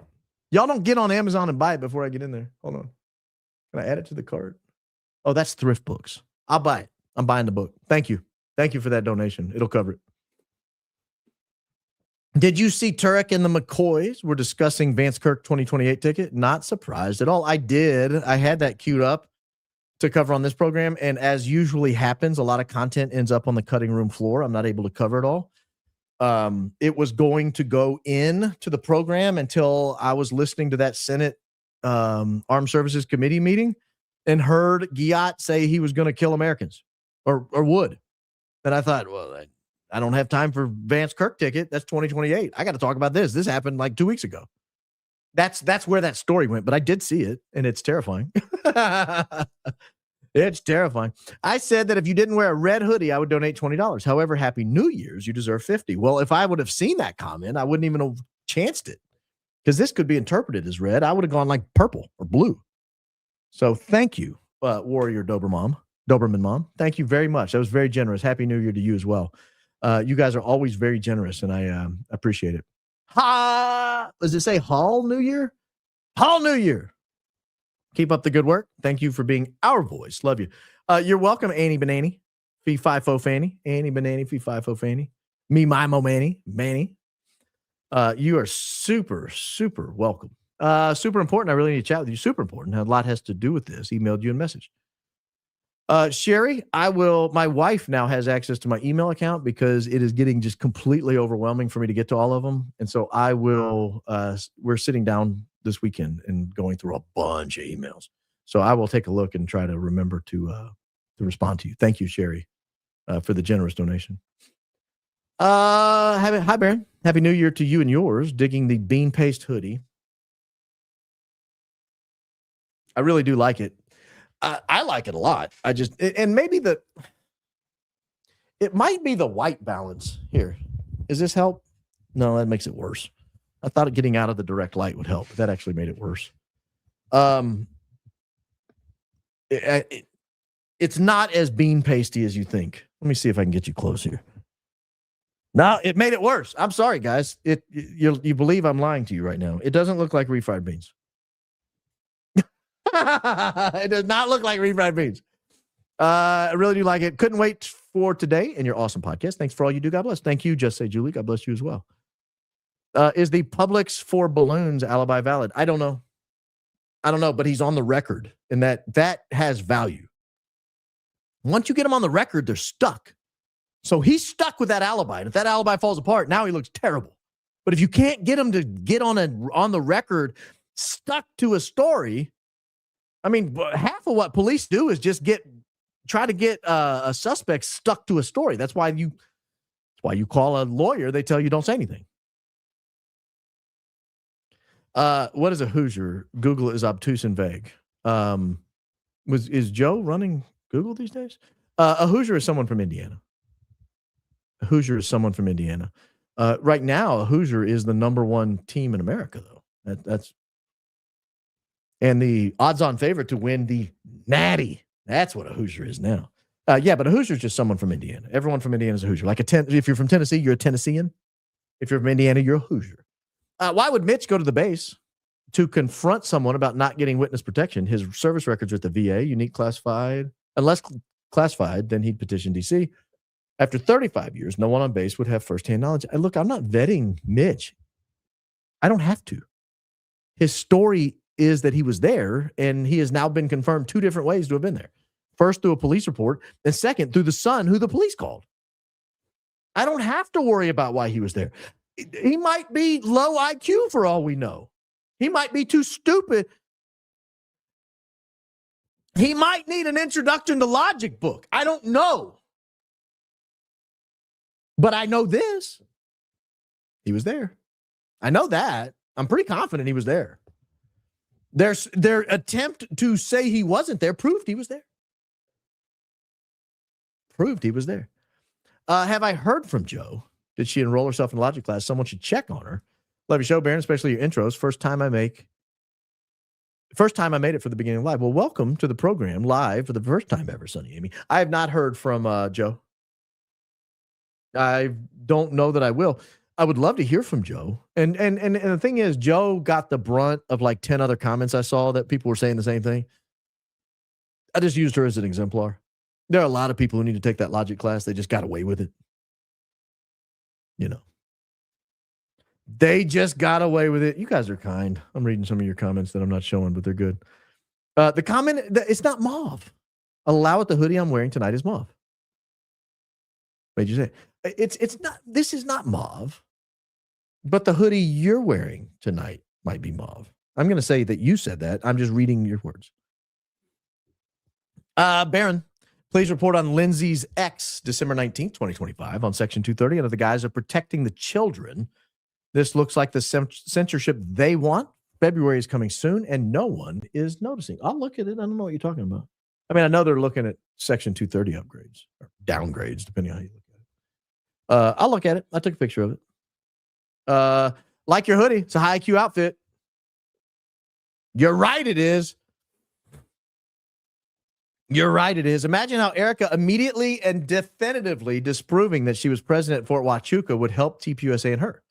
Now let's consider why she hasn't and instead exhumed old and irrelevant claims against Mitch. Love the show, Baron. Yeah. Had she just come out, honestly, that's what I said in my opening. The very first time Candace said, this guy said he thought he saw Erika Kirk. Had she come out and said, I was absolutely not there. No way, no how. Don't know why he's saying that. He might have seen somebody. I'm not doubting he was there. I'm just telling you I wasn't there. Game over. We don't have to destroy Mitch's life. None of it. But they didn't do that. The burden never shifted back to Mitch to prove he saw her. Oh, man, it's going to be fun. When do you think you'll share the info you've been holding on to? Would any of this information help Tyler Robinson defense team in court? Oh, well, lots of information would help them in court. Yeah, absolutely. I'm running down an angle, and it's not as easy to run down as I thought it was. That's the reality. We'll get there. Yeah, I'm not going to leave you guys out. Our next court deadline is May. We're going to be fine by then. My first live. How exciting! How exciting, Tamara! I'm excited. On February 2nd, I will have 15 years sober. Wow. Philippians 4:13. I exclusively drank gin for 10 years straight and have a deep love for blue cheese, green olives. Christ is King. Hey, you and me both, kid. I'll let you in a secret. I can't even eat blue cheese olives anymore. Because if I eat blue cheese stuffed olives, that's a trigger. Yeah, some people, they quit smoking and they can't eat pizza for a while because if they have a piece of pizza, they want a cigarette. I'm not eating blue cheese olives anytime soon. But, man, that is great. Good news for you, Tamara. You are undoubtedly a better person for it. Thank you, just a grumpy old man. Awfully kind of you. Awfully kind of you. Humbly donating so you can purchase a Logic book to keep on display so all the Joes can see it up close. I've already got one picked out. We've got it. If we get more Logic book donations, I might get a whole collection. Joe has to go. We're too high IQ for you, Joe. Bye, Joe. That is Heathered Crimson, and we love it. I'll allow Heathered Crimson. I will allow it. Gary, back for more. Imagine, if you will, you've planned a dramatic event to sway public opinion, and then something unplanned took place. Welcome to the Twilight Zone. That sounds interesting.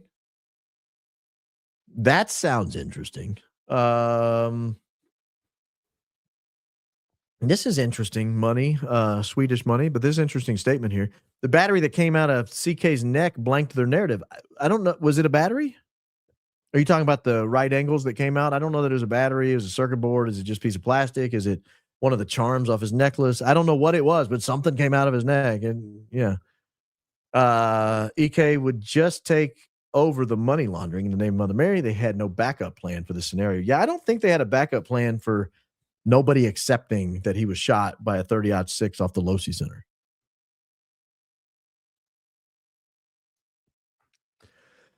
Legal question. My understanding is Erika is the victim in this case. She should have access to all the evidence. Should she have access to all the evidence? Also, since this was a work event, can TPUSA be a separate or additional victim opportunities this could present? She's not the victim. That's not the right way to look at it. She's been designated as with victim status in order to coordinate with the prosecution. But no, that doesn't really change everything. And she would not have access to all the evidence. Even if you are the victim of, say, a robbery, they don't give you, it doesn't guarantee you have access to all the evidence unless there's some quirk in Utah law where that's true, which I don't think that's true. Go Max Baron. Baron, you are such a breath of fresh air. God bless. The receipts of Cabot Phillips look fake and staged. He waited too long and gave weird, unnatural pictures as proof. Hey, staged or not, again, we have him on the record, and now we can examine them, and if they're determined to be fake, now we have issues. Or if we can prove he was somewhere else, now he has issues. But we at least have him on the record, and that's like step one. I know it's difficult to leave what you love, but you can love the ones who you're with. We love you. Please remember us when you're number one or even number two. You're talking about work. Do you anticipated what I was going to say? Because this comment was way too early. You must have known. It was only 26 minutes into my show. Yeah, I will say this. That's the greatest job I ever had. and worked with really, really fantastic people. Really fantastic people. So thank you, Edge. That was nice. Get a P.O. box so we can send you Adidas hoodies, books, news tips, docs, etc., and crap to make public Amazon wish list, and we will buy that stuff for you. When do we start campaigning? Right in Charlie Kirk. I've never considered the public Amazon wish list. I guess I could do that, but now that I have more time on my hands, as with everything, you just got to sit down and do it. That's the problem. That's the problem. P.O. Box, I have an address I could that you could send stuff to, where I have somebody that checks the mail. Let me consider that. Mitchell. Very kind of you to offer. Great opening. Happy New Year. 25 years ago, I was picking juries and grateful for the common sense in the general pool. It would be a nightmare today. Thank you for your hard work, Christ is King. Tamara, I can't imagine trying to pick a jury if some of the people who email me in frustration with my coverage are in the jury pool. I read some of these emails. I'm like, why are you so angry with me? You basically agree with me. You just don't know it. It's the angry people that make me lose faith, not the people who agree. Do you think that we will ever know the truth on what really happened on 9/10? I think potentially. I mean, I know there's good information coming. I know that. I do know that. Cabot Phillips has an identical twin brother who works for the DOD. He does not. He has a fraternal twin brother. And I don't know where he works. But he's not an identical twin, and they don't look all that much alike. Maybe TPUSA leadership is being held hostage and can only say what they're being told to say. If that were the case, who do you think would be that authority dictating their performances? Obviously, they're donors. Most everybody who works for a nonprofit are held hostage and can only say what they're being told to say. That's the nature of political nonprofits. You think people that work at Heritage can say whatever they want? No. You think people that work for Americans for Prosperity can say anything? No. You work for the Koch brothers? No. You say what you're told to say. You answer to your masters. I took a screenshot video of your impersonation of the folks who Joe hangs out with. I cried with laughter and spat my coffee out when I watched it live. Thank you, sir. I hope you're not on Central or Eastern time. I mean, it's pretty late to be drinking coffee. That impression was like at 9:00 p.m. my time. Now, if you're a Briton, actually, though, you're giving me dollars. Were you drinking coffee in the middle of the night? People are crazy. Crazy. Yes, honey, grab this lovely photo of me. Nothing says normal human being photograph like me holding balloons, sporting a lifeless smile under harsh grocery store lighting. Just normal guy being normal. You just described that picture so well. I saw the whole thing. I could see the teddy bear lying flat on the back in the background. It was perfect. Very, very, very kind. Joe is the new Karen. Well, good. Joe's good. I'm glad Joe got something out of it. Joe might become a master logician. She might become the smartest person in the audience. She's going to go buy all those books we recommended. She's going to read the Stanford website, and she's going to come back so sharp you're not going to know what to do with yourself. I sent you an email with a video of me getting verbal confirmation from American Airlines regarding Brian Harpole's tickets. Both tickets were used. I would have to be very convinced of that's legitimate. Because if I just called randomly an airline and said, I want you to confirm a flight, I think they would tell me no. Unless you lied and said you were him. Yeah, I'll look for it. Did you put it on YouTube? Can you send me like a YouTube link or something? I don't download videos people send. That's how you end up losing control of your life. Is there any way you can like put it on a YouTube link and send that? And I might take a look at it. But thank you, Cash Money. That's good investigatory work if you did that. The surgeon has an interesting middle name, Lee DuPont Trotter. Do you think there's a DuPont connection here? We covered that a few episodes ago. Thank you for your generous donation. Juliet loves you. Just thinking of the Wilmington location evidence, alleged donation offered to Charlie in his final days. Thank you. God bless you. I think there's information coming on that in the very near future. So stand by. Stand by on everything in there. Everything in your comment. Stand by. I don't know any other way to say it. The first sign was a cover. This was a cover up was when they paved over the crime scene. Correct. If you can figure out the chain of command who ordered this to be done, their exact reasons why, and so promptly you find truth. Thoughts? I emailed 4 people, or I texted 4 people whose mobile numbers I was given, who worked for that division, the facilities management or whatever it's called over in Utah, from the department head, the department deputy, and 2 people who handle paving and projects at UVU. I'd never heard back from any of them, surprisingly enough. To Tyler's lawyers, I say, if you can't get that man off after they literally paved over the crime scene within a week, I've won cases with less evidence than that. I think Mitch was hired to be there and take pics.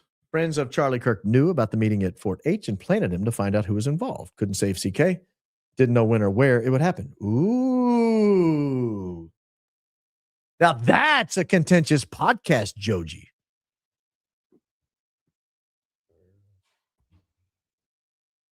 It would be interesting to me. I'm not discounting that, believe it or not. It would be interesting to me to know. That is interesting. Because I could see a scenario where maybe not exactly like you just described it, but let's say somebody in the military knew and was like, look, you got to get on this base on this day and you got to see who comes out of that meeting. And you got to take pictures. And here's where people usually stay when they go to early morning meetings. So you need to go to the Candlewood and hang out in the lobby and take pictures of everyone who comes and goes. That would be interesting. That would make a lot more sense. That would make so much more sense than him trying to track down some 35-year-old records. If someone in the military tipped him off and said, be at the Candlewood Suites the night before, be at Fort Huachuca 06, you're going to want to take a lot of pictures. Remember, Candace said he took lots of video and pictures.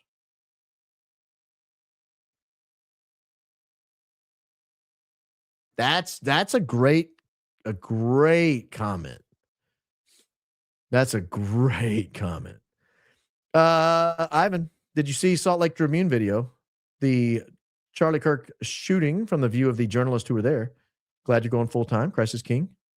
Go Max Joe. How did you know I was going full time at 6:40? How did you guys figure this out? All I said was I had an update on the show's future. What if the update had been I'm going to do fewer shows?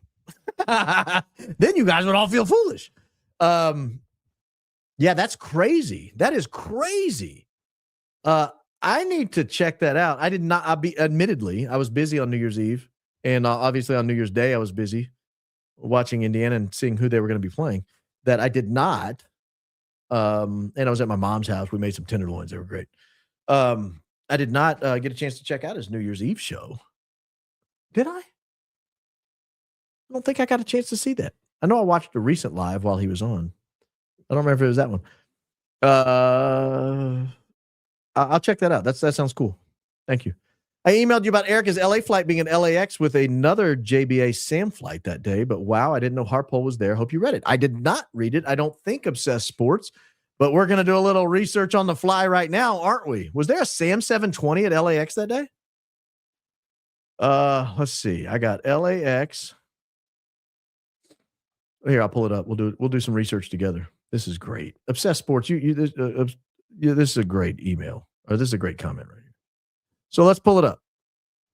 We're at LAX. We're going to go to past dates to September 7. Wait a minute. Were you the one who emailed me and we couldn't determine if the plane was? No, that was an Egyptian plane. Sorry. So this is landings at LAX. We're going to look for the SAM designation. Do you know what time it was? Don't pay again. We'll find it. Scrolling. Keep that wagon. Actually, you know what? I can just Control F. Sam. Boom! Right there. Fresh from Joint Base Andrews. Wow. Now we're cooking with grease. Where did it go from there? Wow, that's a Sam 7. Remember, 7 was the Colorado Springs flight on August 25th. That was a Sam 70. No, that was Sam 000, and it was a Sam 702 that went to Fort Huachuca just 3 days later. Might have been the same aircraft. Let's look. This is great. So September, no, this was a different aircraft, but Camp Springs, Los Angeles, Camp Springs. It was on the ground from 2:58 to 5:14 local time. Austin, Portland. So this is, obviously these are different flights. There's that white plane, man. A lot of these planes visited white planes in the days immediately following and the days leading up to it. I don't know if it's the same flight. So now we've got an open question here. Who was the Sam 720? Not just who was Sam 702 and who was Sam 000.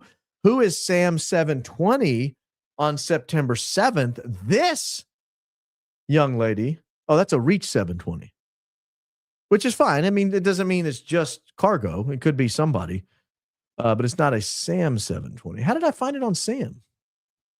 Because now it's saying Reach.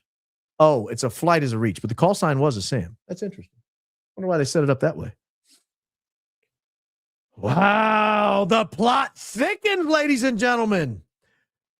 Woo, woo. The plot thickens. The same afternoon into the evening. Now, what we need to find out, did we find out already? What time Erika Kirk's flight was there? Hold on.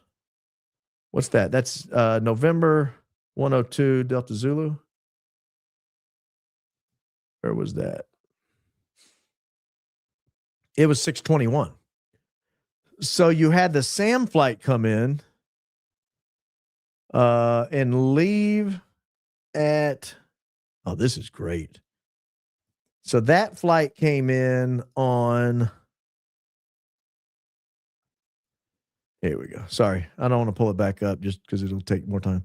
That flight was on the ground from 2:58 to 5:14, and then less than an hour later, Erika Kirk shows up, then she leaves, and then the Brian Harpole plane leaves. But this is interesting. Fantastic work, Obsessed Sports. Fantastic work. Very nicely done. Very nicely done. So that's what we can accomplish when we spend time together as a family on a Friday night. Why would in the world would Erika's plane go to Houma, Louisiana and New Iberia, Louisiana? My dad's family is from Houma, and there's literally nothing there. I'm still trying to figure out the New Braunfels. Someone said it's halfway between Houston and San Antonio. I saw that in the comments a minute ago. I don't know Houma and New Iberia. Where is Houma, Louisiana? Do we know? That is really nothing, isn't it? That is in the swamps. Where's New Iberia? Oh man, that's in the swamps as well.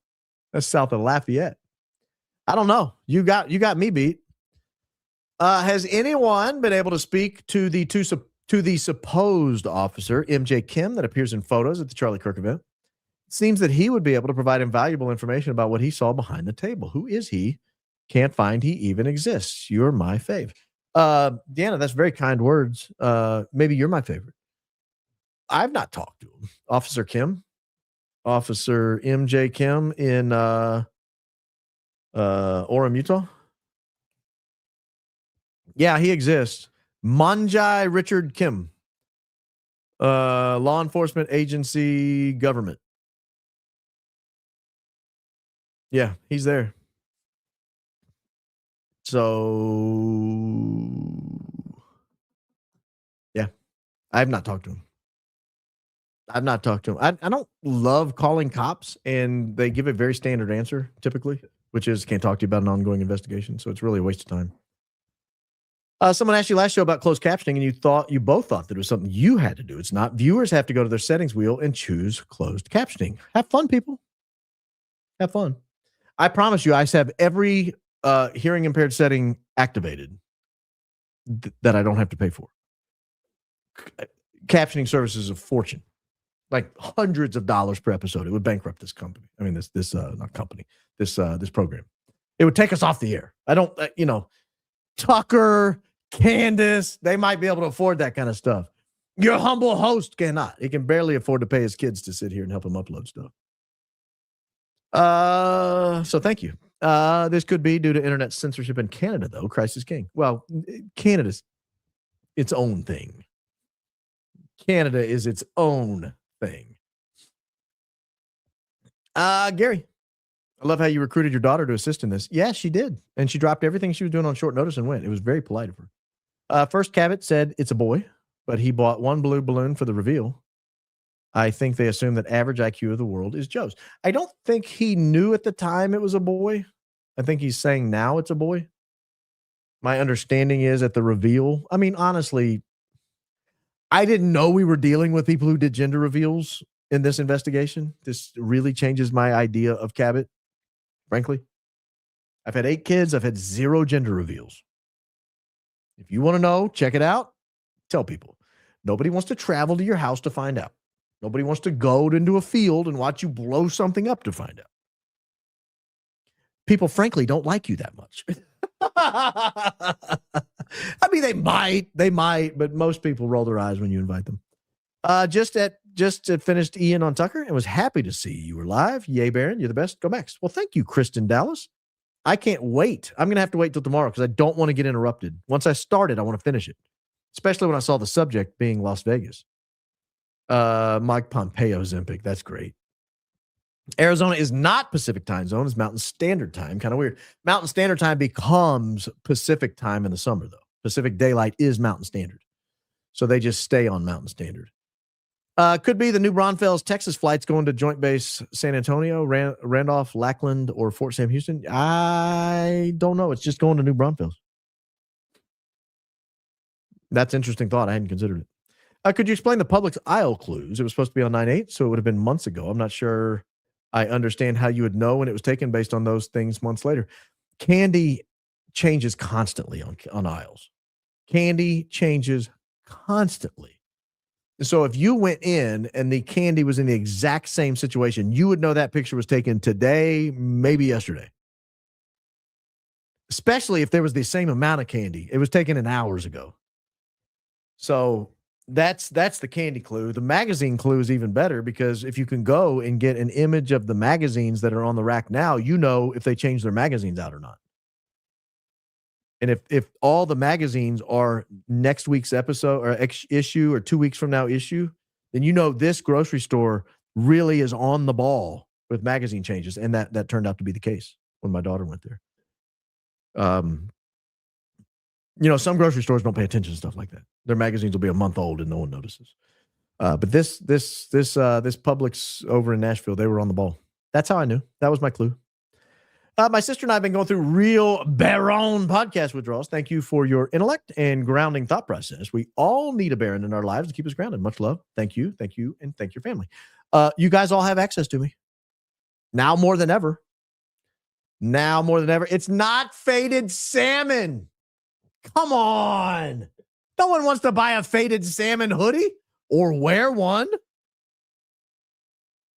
The picture of Rosa Parks behind you is a staged photo. Rosa Parks was never on that bus. Check out Didi Got a Podcast, MLK documentary.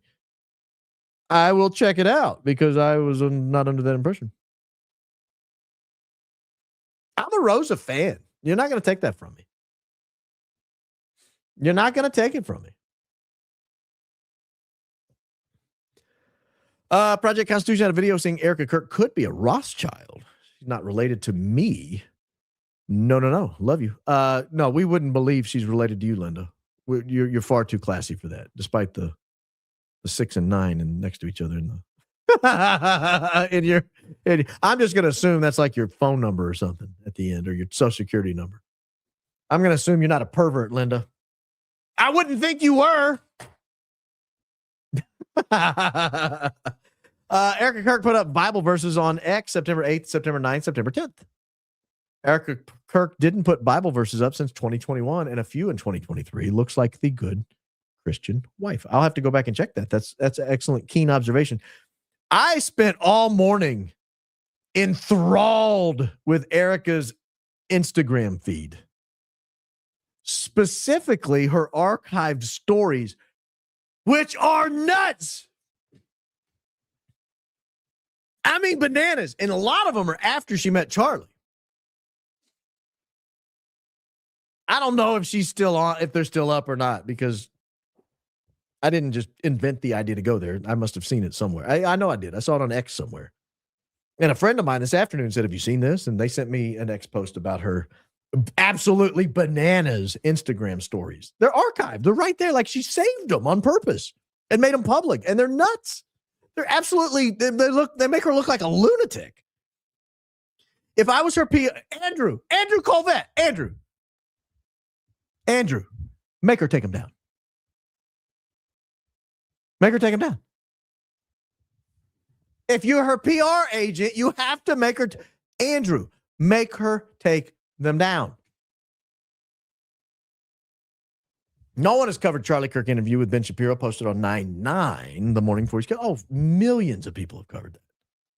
In it, Charlie Kirk asks Ben Shapiro about Israel committing that word, owning U.S. media, and disagrees with Bibi. Look at Ben Shapiro's face.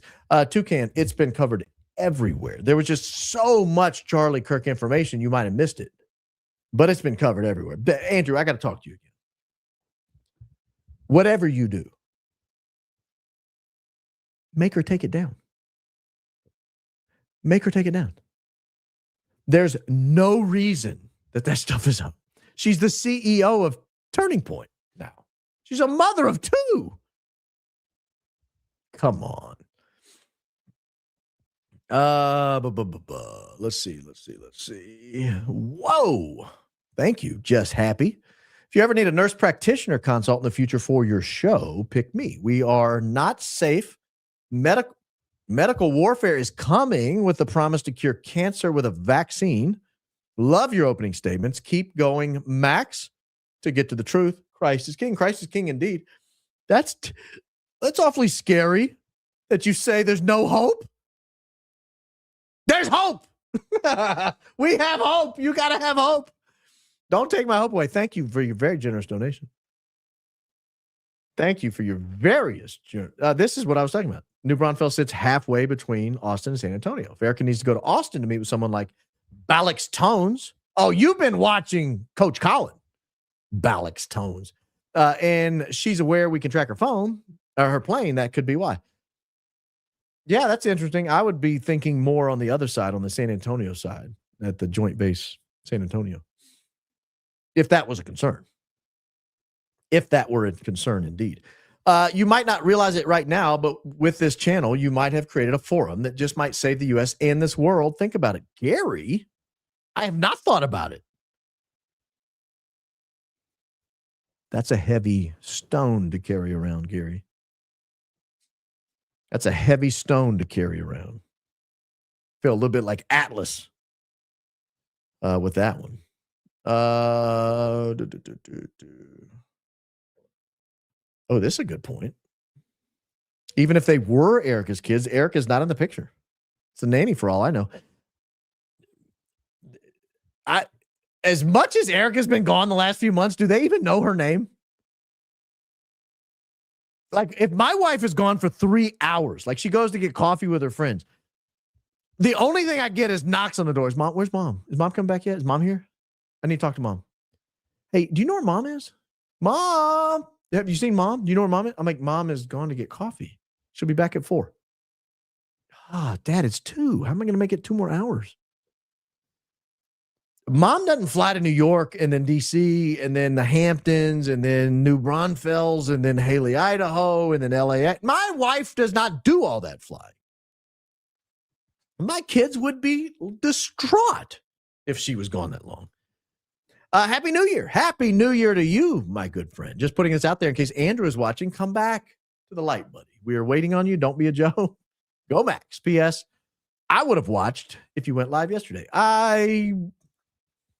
I considered it, but I needed a couple of days. The decision to step away from my career, my established career in the place I've worked for the last 4+ years, was weighing heavy. I needed a couple of days to think about it.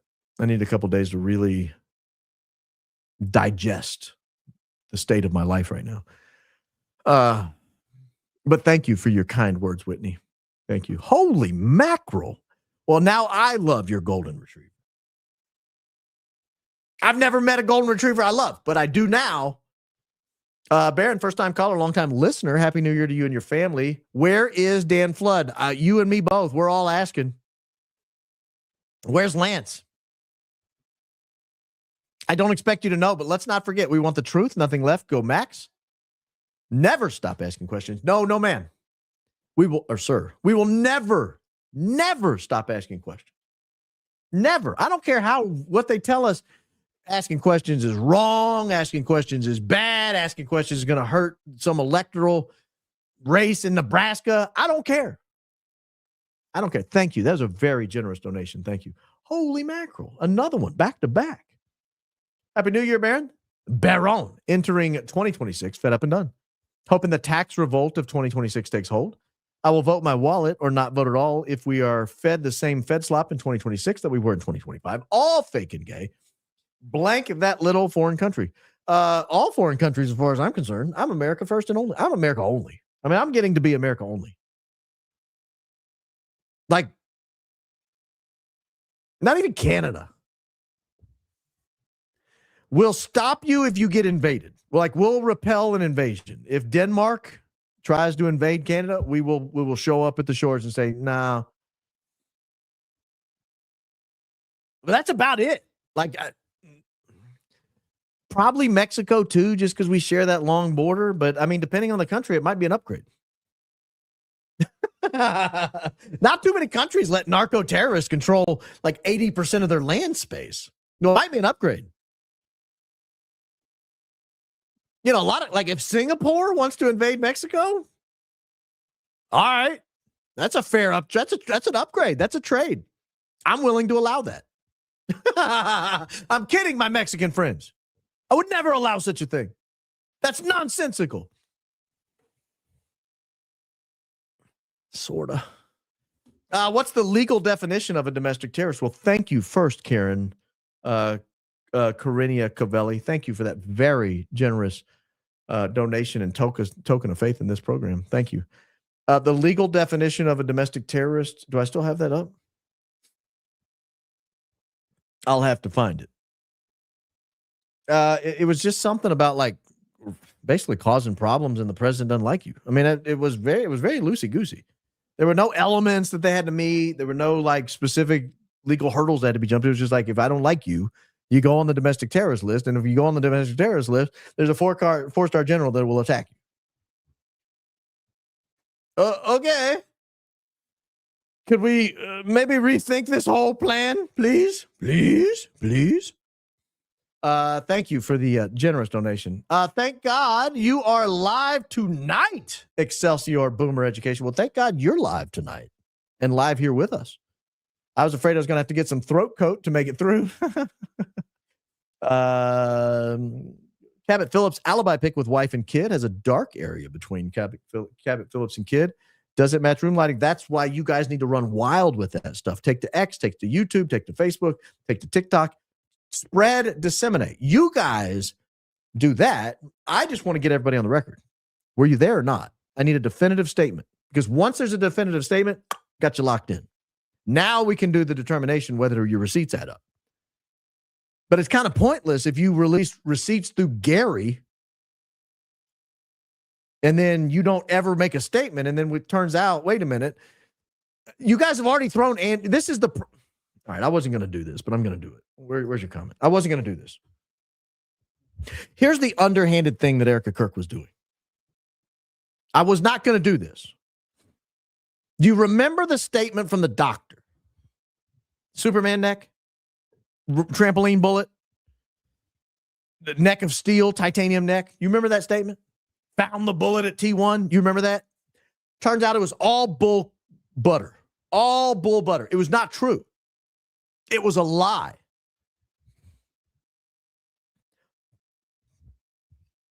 But Erika didn't have to eat that lie. Andrew ate that lie. Andrew was the one they threw under the bus. Andrew, who still works there. They came out and said, I have no idea why Andrew said that. He's a liar. And Andrew was like, yep, I'm a liar. And he just took it, like bent over and took it.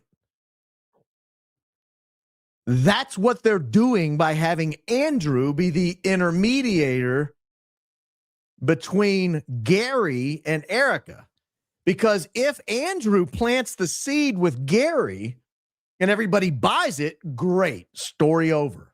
Erika never had to be on the record. But if the story falls apart, they've already proven, bend over, Andrew. We're going to have to give it to you again. We got to call you a liar again. No, we're not using Vaseline this time either, Andrew. Sorry.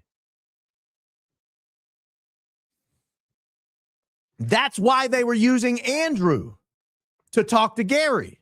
That's why it wasn't Erika texting Candace.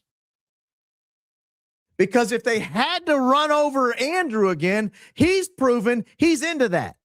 That's his thing. And we don't kink shame. If he likes getting reamed by TPUSA, that's his business. But that's why they were doing that. That's why I want to get the actual principles on the record. And we did that with Cabot Phillips. There's no throwing Andrew on the bus on that one. Thank you. General Gregory M. Guillat is commander, U.S. Northern Command. I'm sorry, I was thinking CENTCOM. North America Aerospace Defense Command, U.S. Northcom, conducts homeland defense, civil support, and security operation to defend and secure the United States and its interests. Its interests, yes, its interests. United States interests lie on the eastern side of the Mediterranean. That's what they mean when they say, and its interests. Oh, that's great. That's great. Yeah, no grown man takes this picture. Absolutely not. No grown man would ever take that picture. Admiral Alvin Halsey, 37-year Navy vet, allegedly resigned due to strike orders on a Venezuelan boat. Well, good for him. We shouldn't be bombing boats. Again, arrest the people. They're right there in the ocean. Pick them up. Take them to jail. Yes, Edge. Yes. I don't know what you're yesing. Could be one of those podcasms. Thank you.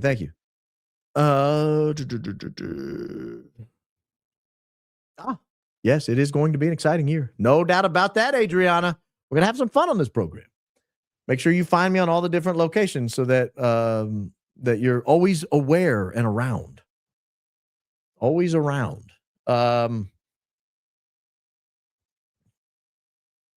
Congratulations to you and the United States. Hooray for full-time parent. Well, thank you, Wave Tranquil. That's a very generous donation. You guys are very nice and kind. You guys have made this decision possible, honestly. It would not have been possible without you guys. Laura Ingram, not Megyn Kelly interview Trump. That's right. But back to Wave Tranquil. Thank you. From the bottom of my heart, thank you. That's so humbling to see donations. I have made supers in this range, and they are hard to hit that send button.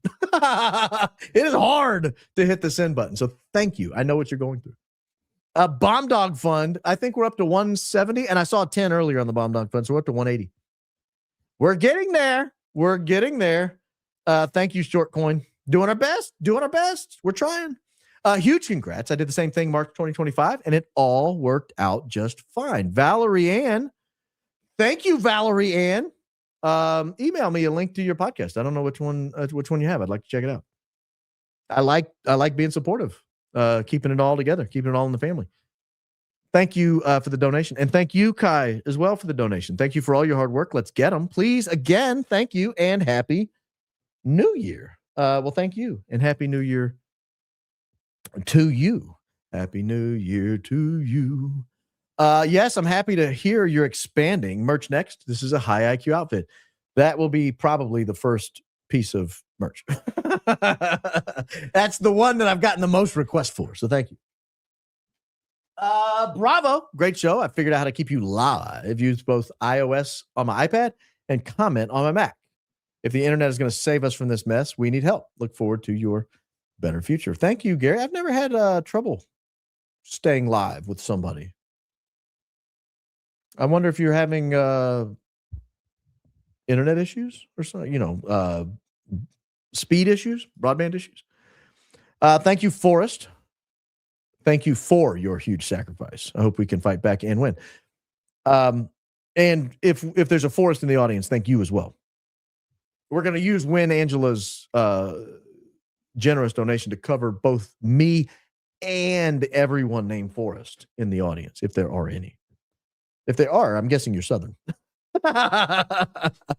I'm guessing you're Southern. Heck yeah. Congrats, Bear. Look forward to more shows. Newest to the channel, but haven't missed a show since the day I found it. Prayers for a great year. Go Max. Thank you, Taylor. Taylor Repperly? Taylor Repperly? I'm not familiar with that last name, but thank you. Very generous. And thanks for joining us.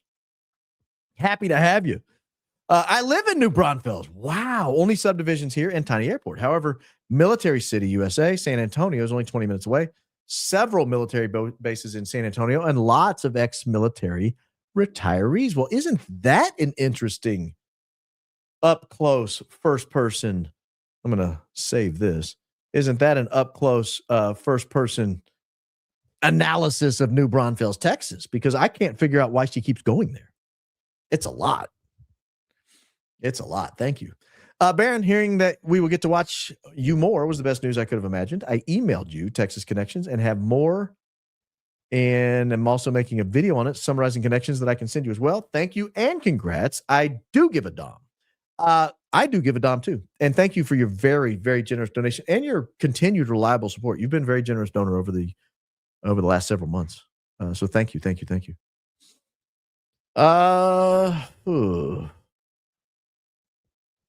Trisha would love to be a fly on the wall when you were lecturing your 8 kids. I absolutely agree. George would be fuming. Thanks for going full time. You're needed. I follow you on every platform. I'll listen to you on Spotify. Well, thank you, Trisha. Give it a spin. Could use the numbers on Spotify in order to. You got to hit a certain threshold before they start really firing your stuff out there, and so we got to get there. And you only have like 30 days to hit it, but we'll be fine. A couple of more days we'll be there, but it's just not there yet. Working on it. I know someone who government accidentally wiped all their information. It was strange. Then took them in and interrogated them thinking they're a spy. Well, they accidentally wiped the wrong person. Well, you don't want to be wiped unless you're supposed to be wiped. You don't want random people wiping you.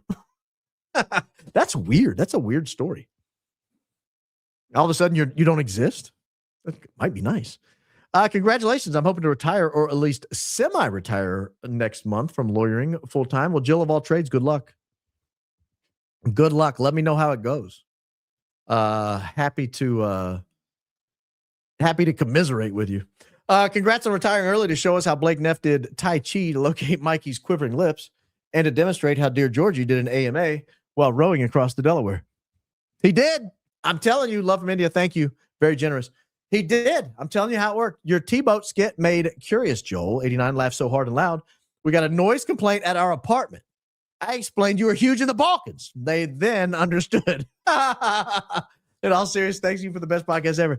Yeah, that generally, if you get a noise complaint while watching the program, you just explain this guy's huge in the Balkans. You may not understand it here.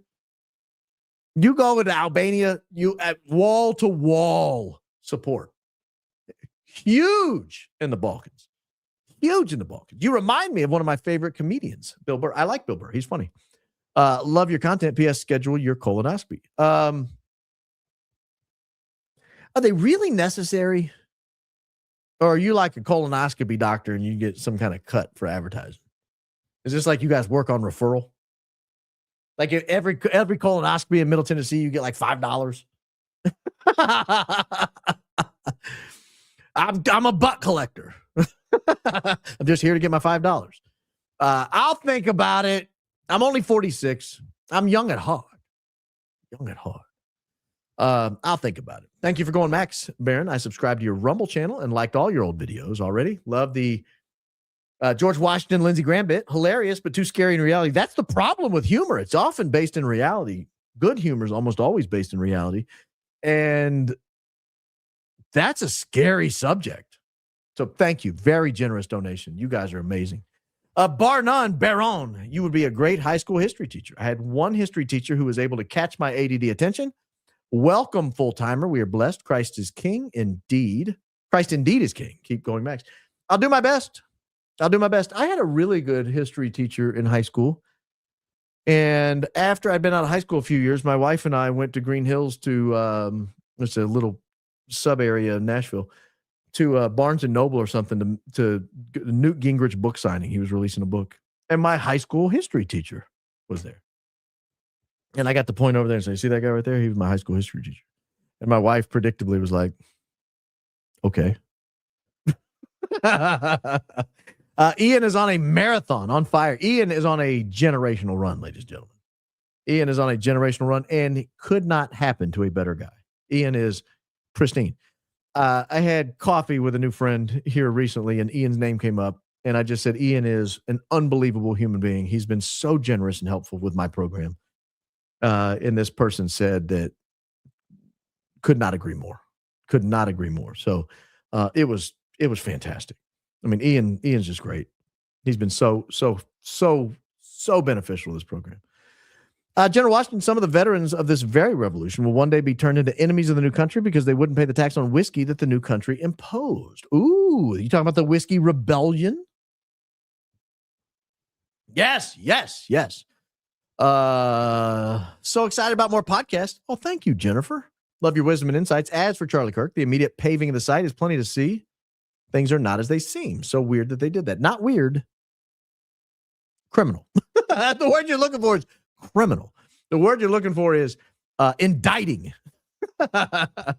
That's what it looked like to me, in my opinion. I'm not saying it is a fact. I'm just saying, in my opinion, it could not look worse. I've had a nursing license for 20 years. Well, Nurse Queen, thank you for serving your community that way. This year when I renewed, I had to answer questions per a new law about where I work, when I plan on retiring, and other very personal questions. Creep me out, MAGA. It might just be your state trying to anticipate. I know, like, Tennessee has a very generous, they pay for people to get nursing degrees because we don't have a lot of them and they need more. And so it might just be that your state's trying to figure out what their need is to determine whether or not they need to up the incentive structure. We'll say up the incentive structure. Thank you for all you do. Thank you. Very generous. Mama Bear, congratulations. Longtime lurker, first time commenting. Love your work. Look forward to your lives. I'm sure this is a scary yet exciting time for you. God bless Christ is King. Scary, indeed. Take my wife to dinner fun. Hey, we're going to go to dinner tomorrow. So I will use that $10 right there. Actually, I got to wait for like 8 weeks till YouTube gives it to me. But when they give it to me, I will take her to the next dinner. YouTube has to hold on to it. It's called arbitrage. They've got to hold on to it for like 8 weeks before they'll give it to me. But when they do, she'll be the first to get it. There was a lot of paddling. You're amazing. We're all behind you paddling up this creek, hoping to find the truth. Thank you for your dedication to the cause. Well, thank you, Brett Girl. Doing my best out here, just paddling along, trying to make it, trying to keep you guys happy. I can't delete any dead people from my phone either. It's creepy. Or any voicemails I may still have for them. Ooh. I don't do voicemails. I don't know. I might have dead people on there. I don't listen to voicemails. If you ever call me and leave a voicemail, I will have never heard it.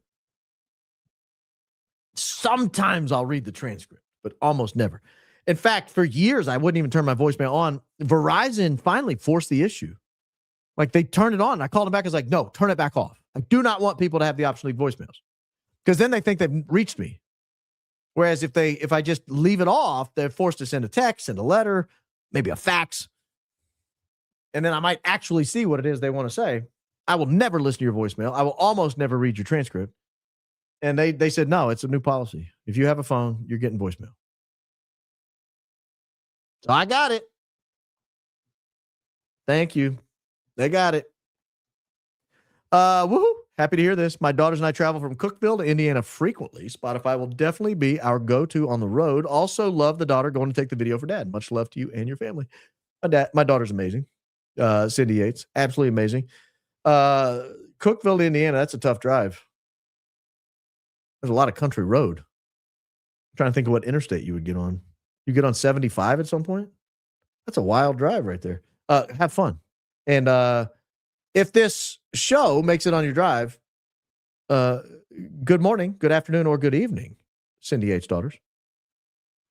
I recommend this Adidas hoodie, SKU IN 7705. Let me pull it back up. I've lost it. As a former Christian, do you have any recommendations, books or otherwise? I was taught from Wayne Gruden's method of systematic theology. As a former, you're a former Christian. It's like, I'm not a former Christian. Yeah. Start with Scott Hahn's Rome Sweet Home. That's one of my favorite books. It's loving, it's kind. Rome Sweet Home. Rome Sweet Home. It tied a lot of things together for a lot of people I know, myself included. Baron, not every man can rock a Pepto-Bismol hoodie. I was going to try to get mad at you, but I can't. That's hilarious. Thank you so much, Baron, for full-time. Go Max. Thank you, Mary Stoddard, for your support. Go Max indeed. Hooray for full-time Baron. Good grief.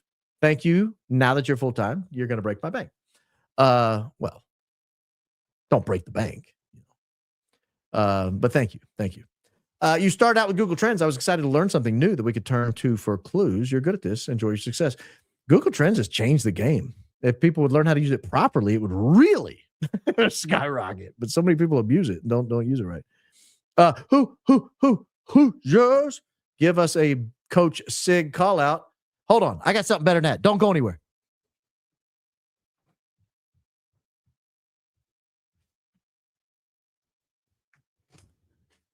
Check this out. You know who sent me this? Brandy and Billy. Isn't this great? I'm going to wear it to the Natty. I might wear it to the Peach Bowl. Yeah, big fan of Coach Signetti. Big fan of Brandy and Billy, too. If you hadn't checked their podcast out, please do. Yeah, they sent me that. So I don't know if I was supposed to say that, but they did. Very all right, here we go. Love you, brother. I told Allie I think Barron thinks I'm a Fed. Oh, I don't think anybody's a Fed. I don't Fed jacket people. That's not my style. When my tag team you on X and Miss Super Chats, she said to change the head, not the heart. You're the bomb, bro. Thank you, Measured Man. Very kind. I don't think you're a Fed. I don't Fed jacket people if I can avoid it. But there's some people that are so unavoidably Feds. I mean, it's obvious. I don't even have to be the one to say it because everybody knows it. I had this very conversation with someone just 2 days ago. Yeah, New Year's Eve. I had this very conversation with somebody. A name came up. We both looked at each other and go, Fed. 100% Fed. Oh, yeah, 100% Fed. That wasn't me. Love to all. We love you, Baron. When can you get to have memberships on this channel? Or maybe Rumble would be better if YouTube kicks you off when you get vocally passionate. I don't know. I hope YouTube doesn't kick me off. I will do memberships, but I got to figure out, like I kind of want to do memberships on Twitter or on X and then do a member space because that's way more in like back and forth. So if we had a member space, like a few dollars a month, whatever it is, and then everybody jumps on and we just have a conversation, that sounds like fun to me. And that's the kind of thing I would rather do a membership with. So working on that, Tammy. Stand by.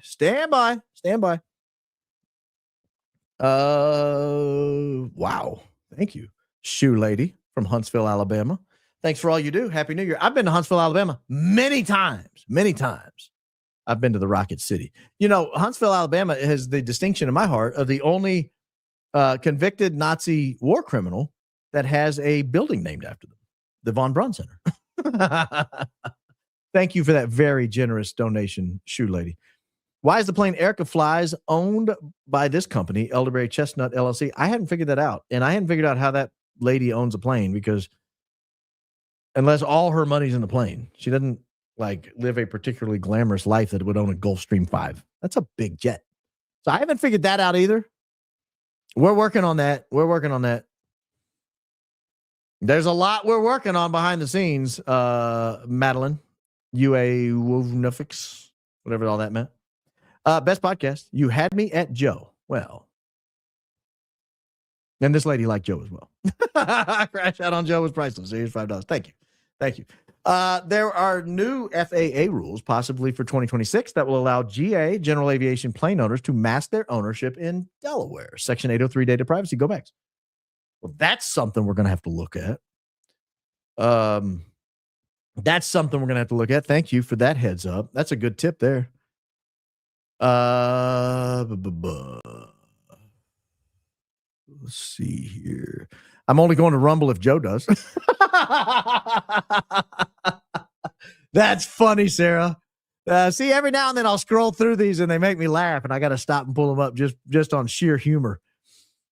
You're the best, Baron. Congratulations on the amazing show updates. Thank you for your voice. Well, thank you, Annie Randall, 4788. Not everyone likes my voice.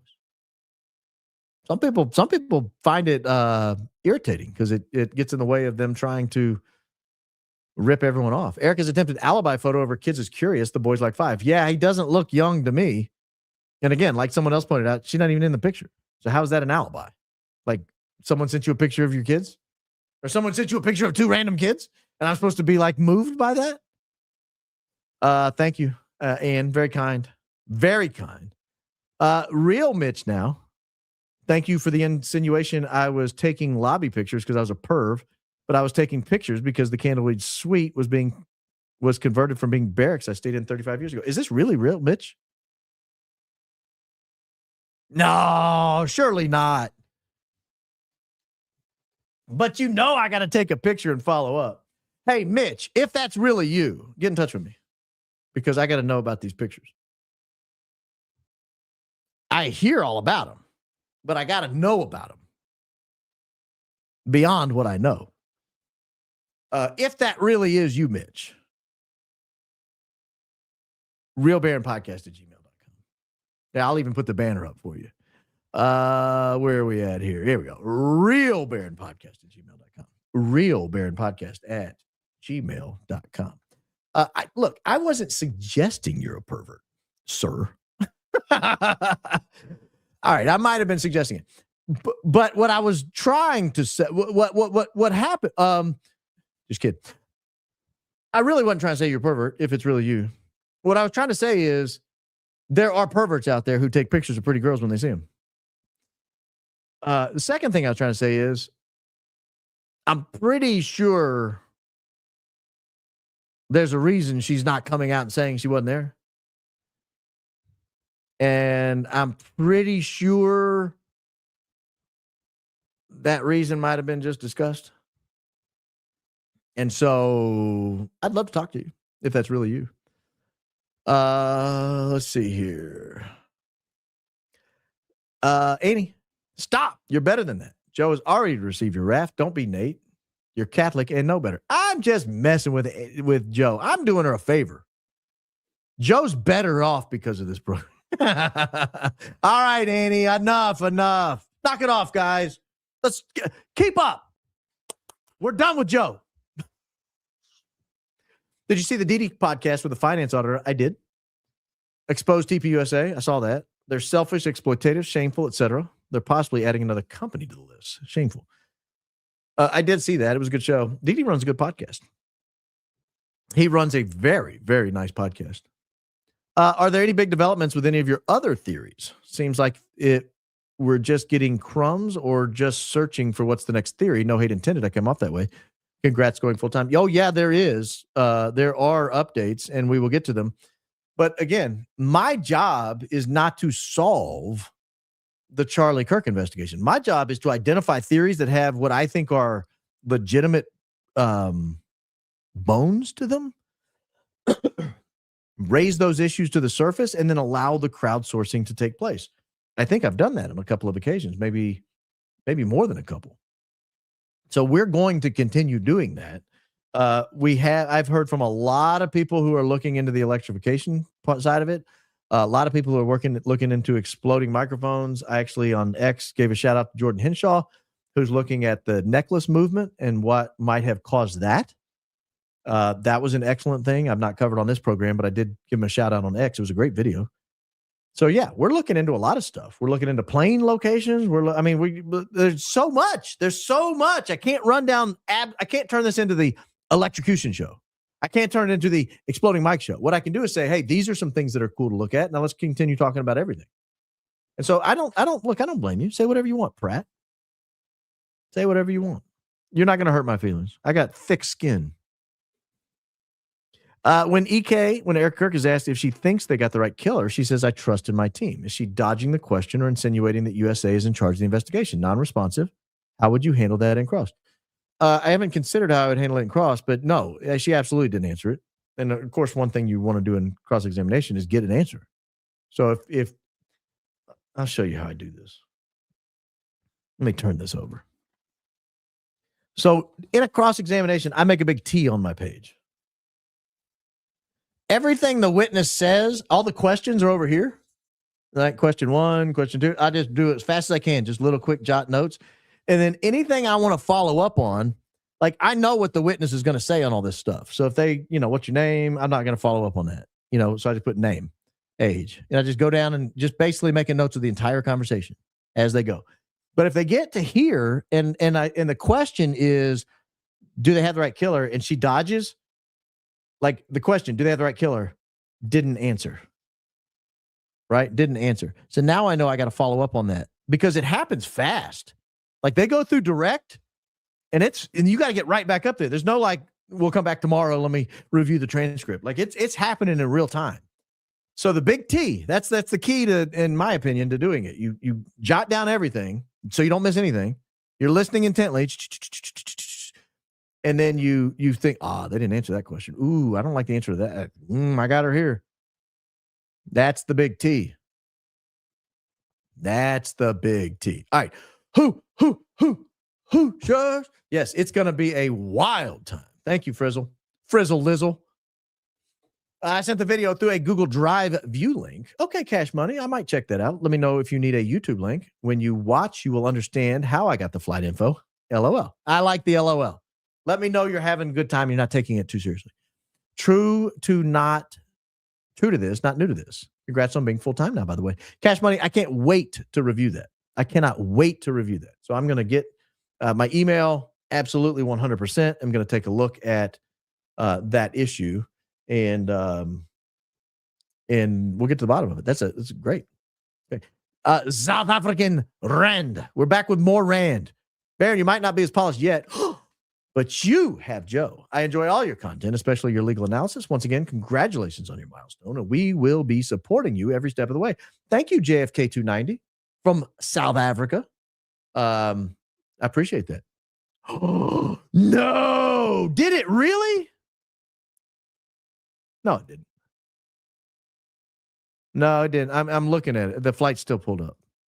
I'll show it to you. This flew in as a reach and flew back as a reach. See that right there? Those are the two flights we were looking at. It flew in as a reach 720, left as a reach 720. Unless, hold please. Oh, hold on, let me back that up. That might give us an idea who reached 720 is. Let me pull this back up over here. Unless, because you remember, what time did it take off? This is great. Sorry.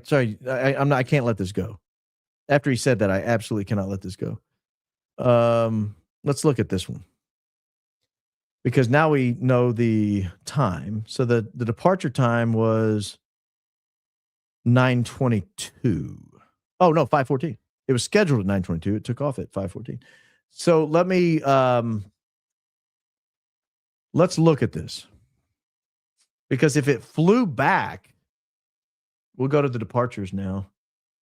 If it flew back truly as a SAM, it wouldn't be in that thing we were just looking at. Did it really fly back as a SAM 000? What time did we say it took off? Let me just do this. No, I flew back as Sam 720. That's the departure. 5:14. Same plane. So flew in as a Sam 720, flew out as a Sam 720. For whatever reason, the call sign differs from the flight.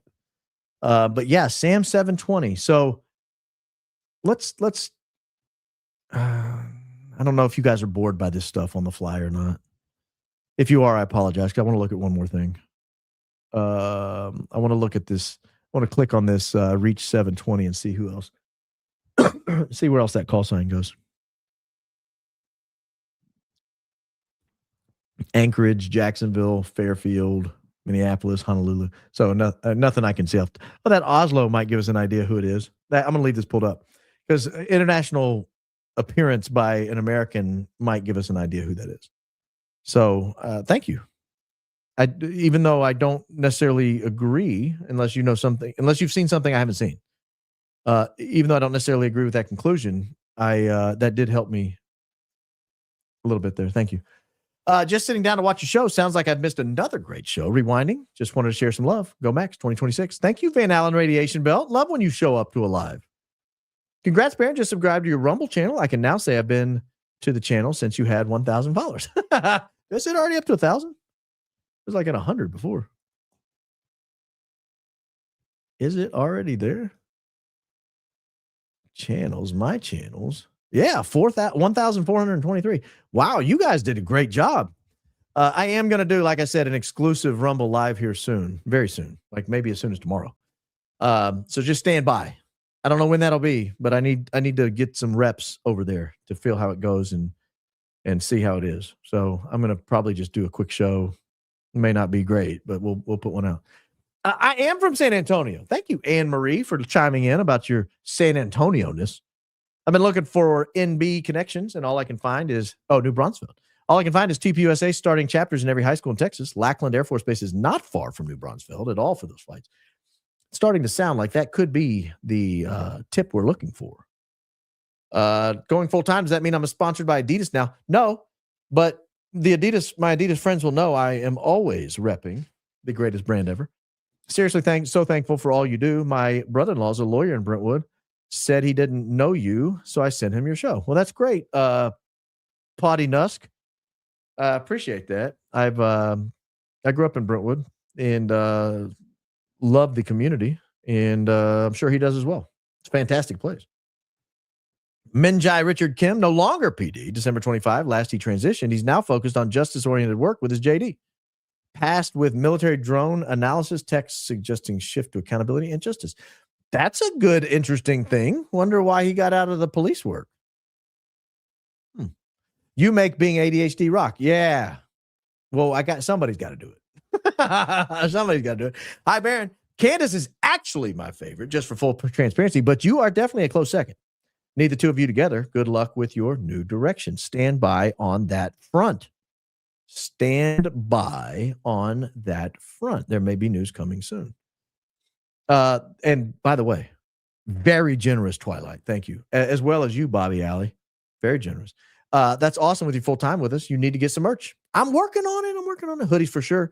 Did you see the Ian Carroll inventions? Check out Patriotic Housewife for a few minutes. I've watched them both. Turek, Mikey, and Pastor talking about EK running for VP with Vance. Saw that as well. I did see the Ian Carroll web invention. I saw his buyer app's phenomenal. If you don't have that, download that immediately. Web is great. It looks great. I can't wait to get my hands all over it. So Ian is, like I said, Ian's on a generational run. Ian is so scary smart. So scary smart. When I talk to him, every time I'm like, bro, I don't even know if I can keep up with a guy that smart. He's sharp. Happy New Year's to the whole Baron fan. Thank you. Your hoodie looks awesome tonight. Finally, a bean paste fan. Don't pay attention to naysayers. Yes, let a naysayer know. Big thank you all for always sharing the ladies' relevant X stuff for all who don't have that access. Love you, Christ is King. Happy to help. Happy to help. Happy to help. Thank you for the generous donation. Maybe Erika Kirk leaves the vids up to appeal to the college chic crowd. Boyer says Charlie Kirk was for the college guys and EK is here for the college girls. trying to be relevant and fun. Well, she would be the only one at TPUSA who would appeal to college girls. That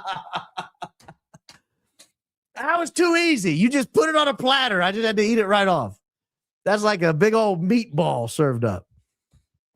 There is a We Are Charlie Kirk billboard in New Braunfels off IH-35. Didn't think much about it because New Braunfels is pretty conservative compared to San Antonio, Austin, but maybe TPUSA frequents there. By the way, it's pronounced New Braunfels. Well, you can see I'm not local. But you can also see why people there don't know how to pronounce their own city. Braunfels, E-L-S, is L's. It's not Ulls, Braunfels. Unless it's Braunfels. Is it Braunfels? Braunfels? Regardless. If Cash calls and offers me a job, just say no. Cash can't afford me. No, I'm just kidding. Of course I say no. I just don't have a lot of faith in where that place is going right now. They could wow me for the next 3 years, but they have not wowed me for the first 1 year. I'm about 45 minutes behind. Just want to say congrats. Let's keep plowing forward, Baron. Truth will prevail. We are on the winning team. Well, we do win in the end. We Christian brothers will win in the end, Drifter. There's no doubt about it. The book's already been written. The book was written by a God who does not obey time. Time obeys him. Yes, we win. There's no doubt about it. Flight from Mesa on 9/8 for Huachuca arrived 5:20. The flight is by CAE Academy. Matt Bromberg, new CEO in 2025, a Northrop Grumman exec. They've not flown to Fort Huachuca since Reg Code into 8077. Well, I, my friends, will take a screenshot of this. Why did my phone lock? I'll take a screenshot of that as well and check it out. That's interesting.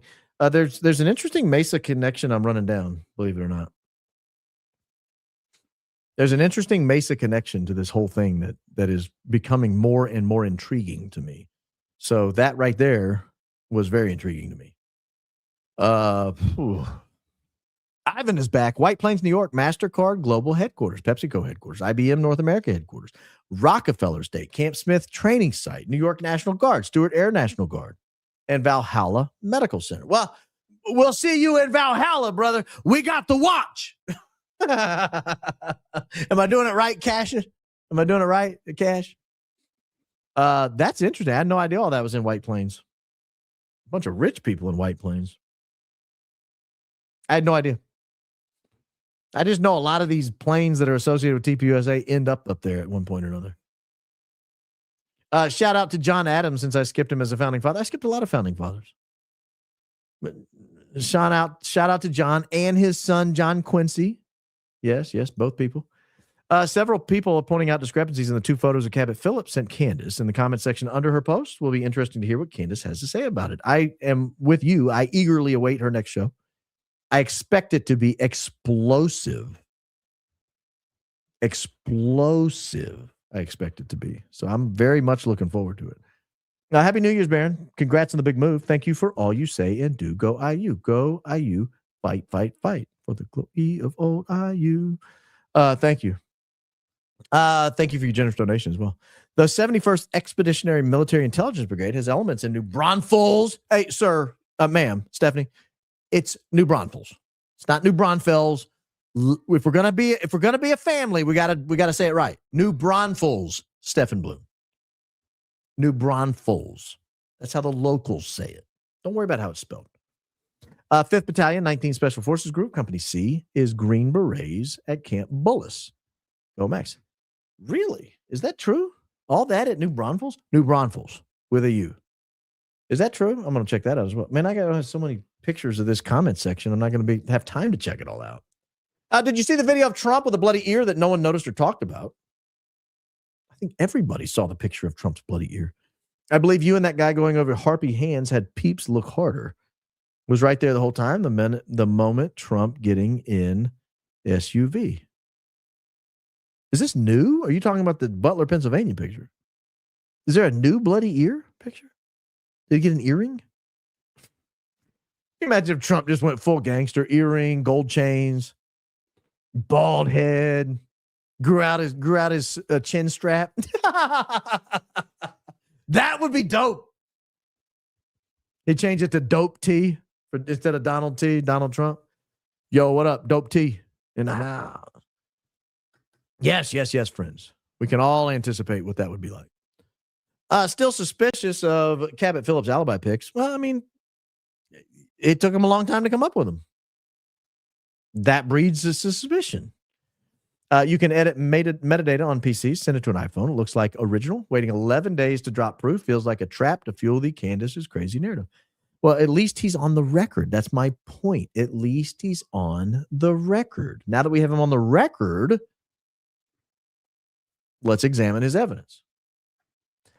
You and a few others need to coordinate your live shows. Hard to watch more than one at a time. Roll Tide. No tide rolling. No tide rolling. We do, to some extent, coordinate. Not everybody, obviously. I can't coordinate with everybody on YouTube, but there are a few of us that coordinate. Make sure we're not crossing streams. Cabot Phillips' wife posted on X that she took the pics because she thought it was funny that her husband was standing in line with balloons and cupcakes.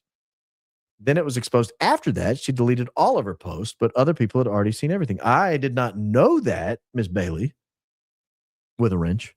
Thank you for the generous donation. Thanks for being a part of the mod team as well. Give a shout out to our mods. They help keep a tidy comment section. I didn't know any of that. So see, you're way ahead of me. I can't keep up with all of it. I'm over here watching Senate hearings, trying to figure out if our government's going to neutralize us. Don't remember where I heard this, but Kirk kids are often with Glenn Beck's family. Need to investigate if Erika is actually with her kids when she claims she is. I heard that too, that they hang out in Idaho with the Becks. That's weird. I don't know that I want. I'm not going to be ugly to poor Glenn. Thank you and especially your family for supporting you going full time. I'll look forward to your show. Go Max. My family's the reason I'm doing this full time. I didn't want to give up the show. And I was basically doing 2 40 or 50, maybe 60-hour a week jobs each. And that, I mean, I didn't want to get into all this, but I'm going to since you brought it up. This actually will cut my workload in substantially. Like I was doing my whole job, which is like a 40 to 60-hour a week job, and then having to prepare for 3 or 4 shows. Each show is like 8 to 10 hours of prep plus 3 hours on air. You see how quickly that adds up. On weeks I'm doing 4 shows, it's like 40, 50, sometimes more hours of podcasting on top of working. I mean, I was working from like 7 a.m. to 11 p.m. every day. I wasn't going to the gym most days. I wasn't eating a lot. Like I'd lost 10 or 11 pounds in the last few weeks, last month, I'd say. Like I wasn't even eating lunch. I wasn't eating dinner. I was just sitting here working nonstop because I had my responsibilities at work I had to keep up with, and I had my responsibility had to keep up with this. So this actually should allow me to see my family more, which is why I made the decision. I didn't want to give this up because I enjoy this. I enjoy being with you guys. I think it's important work. I think we're saving the Republic here. And for those of you foreigners, the Republic is what we call our great United States of America. You go save your own Republic. I kid. We'll help you save yours. So thank you. I didn't want to say all that, Europa, but this hopefully will help me see them more, not less. Enjoy your program immensely. Congrats and keep up the good work. Thank you, Ann. Cousin Ann. We're related, Ann. I know the first Coleman that came in the United States at all. It was actually Kuhlmann. It came in through New Jersey back in the 16-somethings, 30s, 50s, something like that. Jacob the Third, I think, was in the American Revolutionary War, fought for Delaware.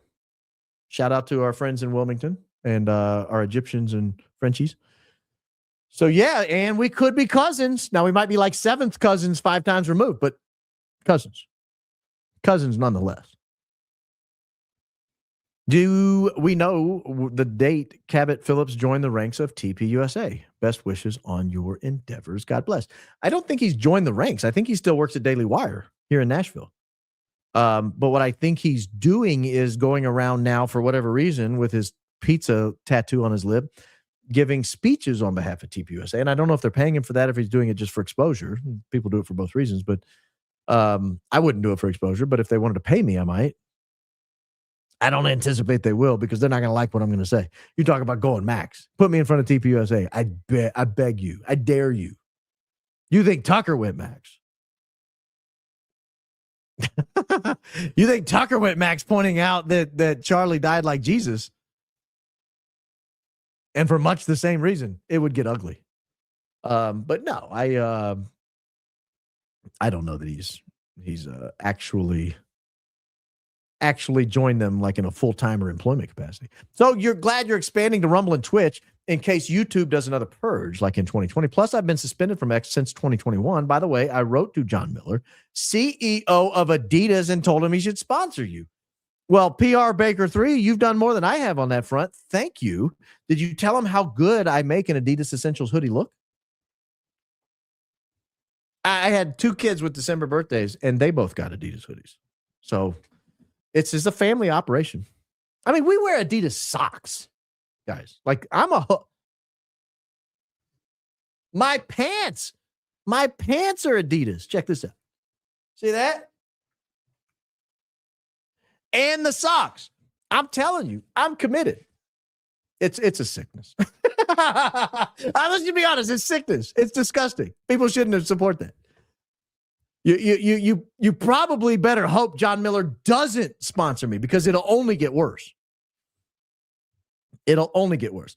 What happened to my $20 message? First time. Well, second now. Congrats. By the way, I found you accidentally. Sent Candace a tip to watch you, but she probably knew. I can assure you, you are not alone in people that told Candace to watch me. I heard that from her directly. But it worked because she said after about the 3,000th person said you should watch Baron Coleman, she did. But no, everybody's aware of everybody who's on the air. You don't have to write people and tell them. But I don't know what happened to your $20 message. I'm scrolling through them. I don't skip 20s. Sometimes I'll skip the smaller ones, particularly if they're repetitive.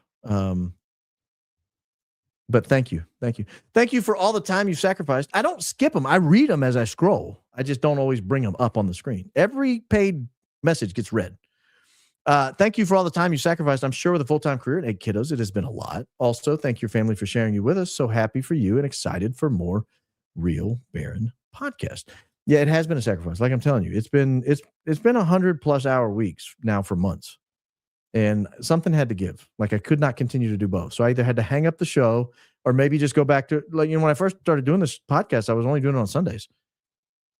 I could have chosen that, but then the way it's been going, like it's just, there's too much information. The Sunday show would end up being 12 hours. And so something had to give. We had to make a decision. And this is the decision we made. Thank you. Thank you very much. For your generous donation. Come on, it was more than a tax on tea, and you know it. I'm just messing with you, Mr. Created. I know the history of the American Revolution. As I said, I had an ancestor who fought and lived through it, believe it or not. Thank you. It does appear that Erika Kirk is related to the Rothsteins. Rothsteins? You mean the Rothschilds? With shady history all their own, and or is it the Rothsteins? Oh, the Rothsteins have a direct relation to the Rothsteins. Okay, I mean, I'm not a blood guilt person. I'm kind of with Tucker Carlson on this. Just because you're related to a bad guy doesn't mean you're a bad guy. Like I really believe Tucker on this. That is Christianity 101. We don't hold people's birth against them. So if you come to me and you say, hey, my name is Pierre Rothschild, I'm French American, I'd be like, tell me about yourself. I'd like to learn more, Mr. Pierre Rothschild. Now, if you come to me and say, and I'm a genocidal maniac, okay. You're a bad guy. You're terrible. But until you tell me that, until you give me some indication, I'm giving you a fair shot. I don't care what you look like. I don't care what you sound like. I don't care where you lived. I don't care what your name is. I don't care who your great granddaddy was. I'm giving you your chance on your character. That's all he wanted. Judge people on the content of their character. Why do you think he's here? Here. That was the whole point. Rumble, appreciate you, sir. Yes, sir. We're going to be up over there live soon. Count on it. I've gotten nothing but good feedback from people on the Rumble live experience from a creator perspective, and they all love it. The gunshot story in the CK case doesn't make sense, and other theories seem more realistic. Correct. But why frame it as a gunshot and use shape charge, et cetera, instead of using a gun? Seems like that would leave less room for error. Well, Not necessarily. The gunshot has to travel through the air and get there. The gunshot has to be, the trigger has to be pulled by somebody. That somebody might get caught. You can't guarantee that you're going to get a clean shot off. You can't guarantee that you're going to make it into position. You don't know what the security situation is going to be. I mean, if you imagine that we are 100, he's not leaving here. And I think in the near future, you're going to see evidence that that's true. That there was guaranteed Charlie Kirk was not leaving there that day. I think that evidence will be coming out soon. I don't want to get ahead of that. But if that's the case, if there was a 100% guarantee Charlie Kirk was not going to leave Orem, Utah alive, you almost can't do it with a gun. Because if, let's say your guy gets arrested taking the gun up there. Someone's like, oh my gosh, there's a guy with a gun, and they stop it. Like, what if the guy who, instead of doing this number, like, oh, look, there's a guy laying down in tactical gear on the roof. Let's say that was really going to be the gunshot. And he starts screaming, there's a guy with a gun, there's a guy with a gun. And Charlie Kirk gets swept off stage. Well, he's alive. He lived. It failed. So if you're going to guarantee that he doesn't get out of there, you can't shoot him. What if the gun jams? What if the ammunition's loaded incorrectly and it doesn't fly straight? What if there's a micro error in the integrity of the shot?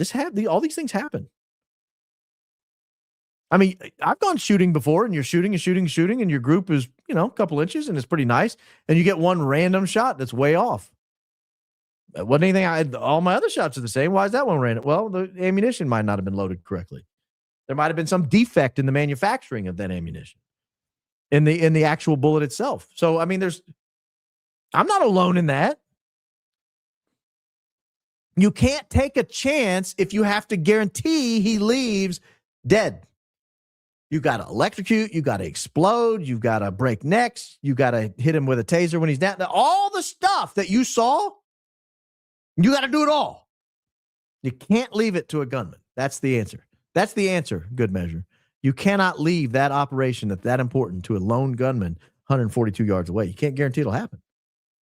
Baron discussing Ian over coffee with a new friend. Perhaps the new friend is Candace. Well, I discuss Ian with lots of people.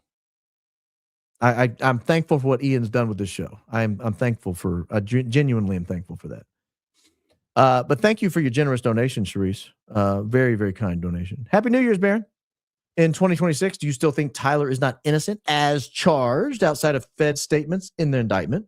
What do you have? And I get this question a lot. I think I get it from you a lot, Payne. If I'm not mistaken, you're the one that keeps asking it.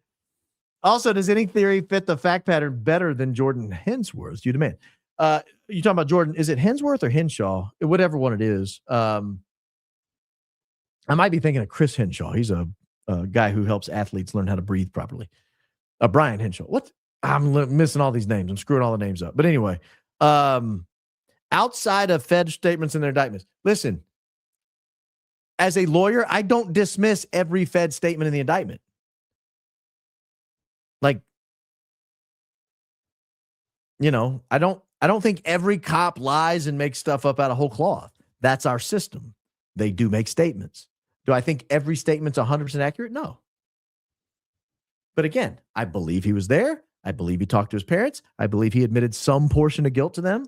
I believe he has a neighbor who was a former deputy sheriff. I believe he and the parents all got in the car and drove to the place together. And yes, there are reasons other than guilt that people would turn themselves in. Most of the time, staying alive is high on that list of reasons other than guilt why you might turn yourself in. But, I appreciate your continued persistence. You remind me of the persistent widow in the Bible. Pray, and eventually you get your way. Maybe pain, maybe it's coming your way. Thank you for the generous donation. Baron, congrats on going full-time. $10 as a thank you for your work and inspiration to see YouTube pay off. I figured you were going full-time with how often you've been posting on X. Well, thank you, Casey. You are quite the deducer. That's quite the logician. You're able to put all those facts together. Thank you. Casually Crafted, thank you for the donation. Baron, love watching you while I work, but your natty champ comments are starting to send me. Happy New Year to you and your family. And may you and your family be blessed in 2026, Dog Nation. Oh, I'm sorry. You guys lost last night.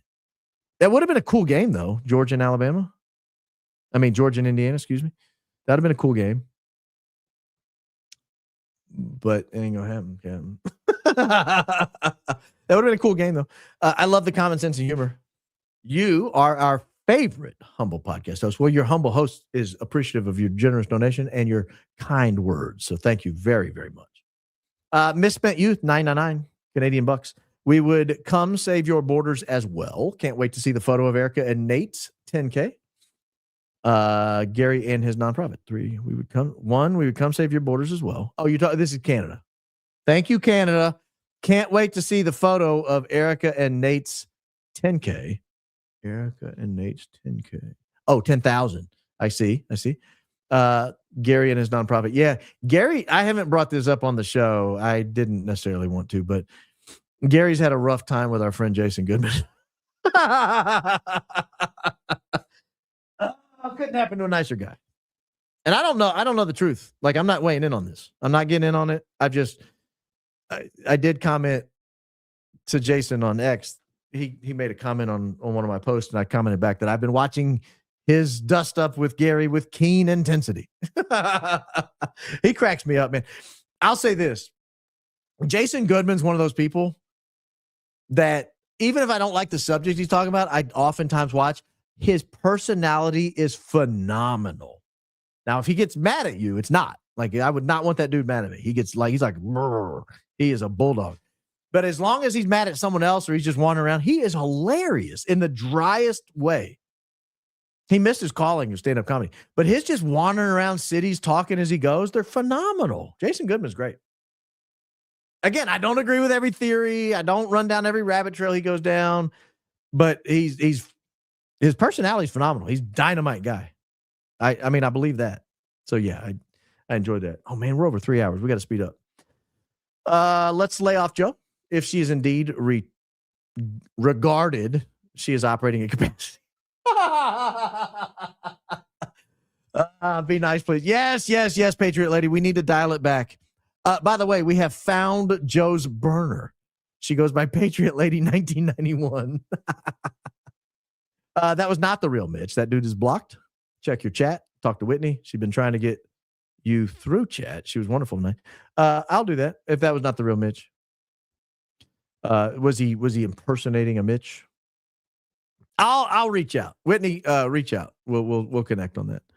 I missed your opening statement. It's always the best. I love your show. Tonight's was long. It was over 3,000 words. So go back and I think I write like the King James Bible worth of words about once a month. That's what it feels like. Joe's roast ends with compassion, but what's with the unmitigated vitriol you spewed on Marshmallow's boyfriend Christmas? Who is Marshmallow's boyfriend? Before Christmas. The unmitigated vitriol I spewed on marshmallows before Christmas. I'm about to get to that, Penny. Hold, please. Who hates marshmallows? This guy. PTSD from Sibs in childhood. Do you know my sister?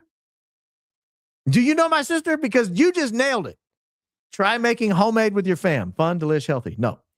Bearing down the hatches. Ooh, I like that. My sister used to get those gigantic marshmallows and put them on a paper plate and then microwave them into goo and then like eat the goo as fast as she could before it hardened up. You know how once it gets soft, it gets hard. The smell that came off that plate is enough to make you never want to eat a marshmallow. The texture of a marshmallow, ugh, they're like chalky. They taste terrible. Like, if you just want sugar, just plow it down. Grab a teaspoon and start going. There's so many better ways to get sugar than a friggin' marshmallow. Not a fan. Not a fan at all. I don't care if you roast it. I don't want it in cereal. I don't want it in hot chocolate. Keep those marshmallows away. Ugh. My sister eats Jet Puff. You know what that stuff is? The goo that comes in a can? Yeah. Not on stuff.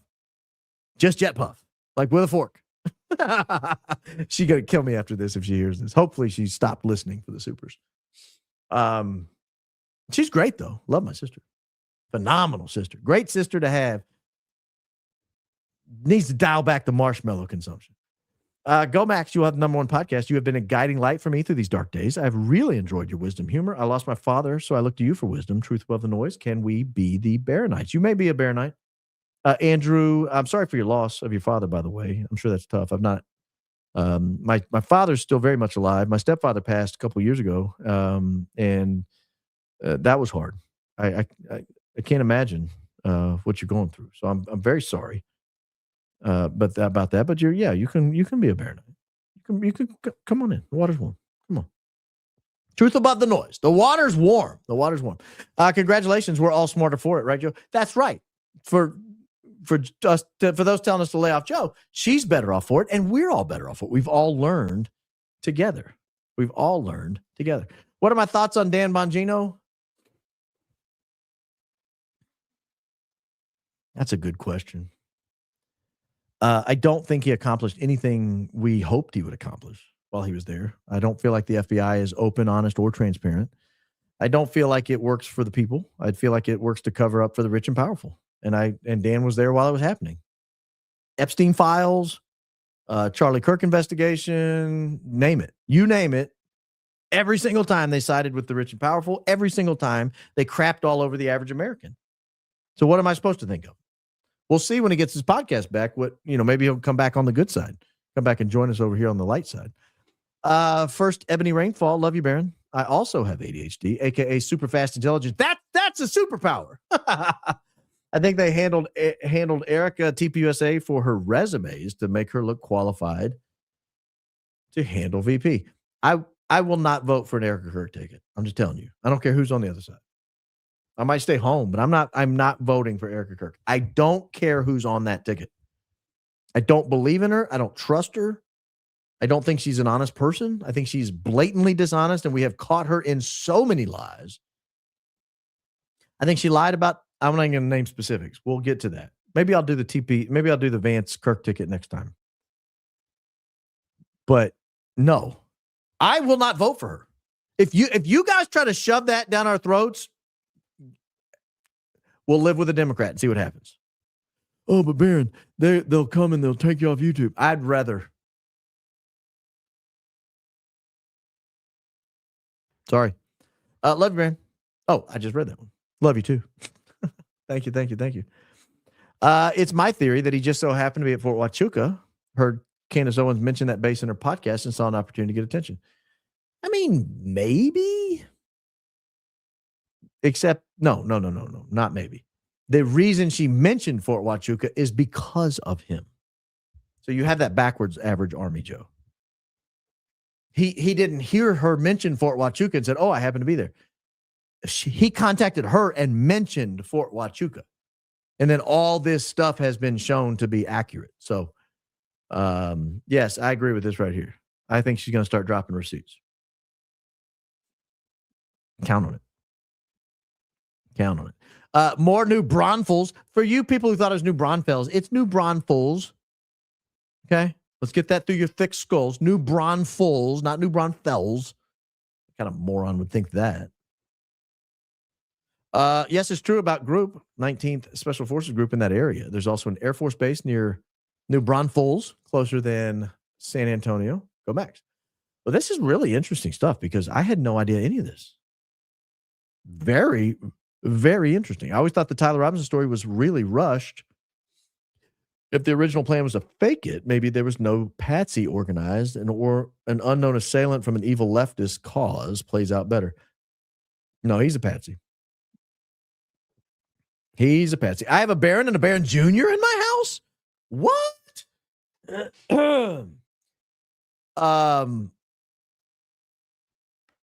That's crazy. That's crazy. 2 Barons in one house? I don't know how. How do you handle that much brilliance in one house? You just sit around in awe all day long, Allison? You sit around all day going, unbelievable. The amount of intellect, humor, good personality. You just sit around in awe all day long? I bet you do. I bet you do.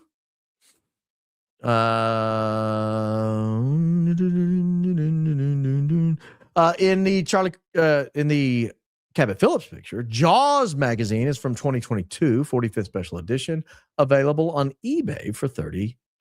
Maybe Cabot Phillips would like to put in a bid. Love your show. You are hilarious. Well, that was funny. Our pet's heaven bound. Have we talked about this? I think we talked about this. Was it you and I that argued with that one time? I argued with somebody on the show about that. And then they emailed me. I think it might have been you. And then you emailed me back and gave me this like long theological explanation. And I read it. It was a fight I picked. So I read the whole thing. But thank you for your generous donation. That's interesting about the Jaws magazine. Israeli billionaire Shlomo. There's not an Israeli billionaire named Shlomo. Stop it. New Year's resolution is to eliminate the American First Amendment. I know it's difficult to hear, but it's time to limit the First Amendment in order to protect it. Shlomo Kramer. Guys, you're not going to do that. You're not going to come on this program and convince me there's a guy named Shlomo in Israel. That's like so stereotypical. No, I'm just kidding. I saw that story on CNBC. Again, it made the cutting room floor. It initially had it in here, and I was like, I don't have room for it, so I got to cut it out. That story's bonkers. Don't come over here from a foreign country telling us how to interpret our Constitution. Please. We've got plenty of legal scholars here. Your garb is Dusty Rose. Oh, I was thinking the Dusty Rhodes, the wrestler. Dusty Rose, the flower. I like that.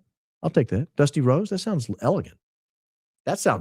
According to Grok, Dan Flood is listed as residing in New Braunfels, Texas, around the time of Charlie Kirk's death. Is that true?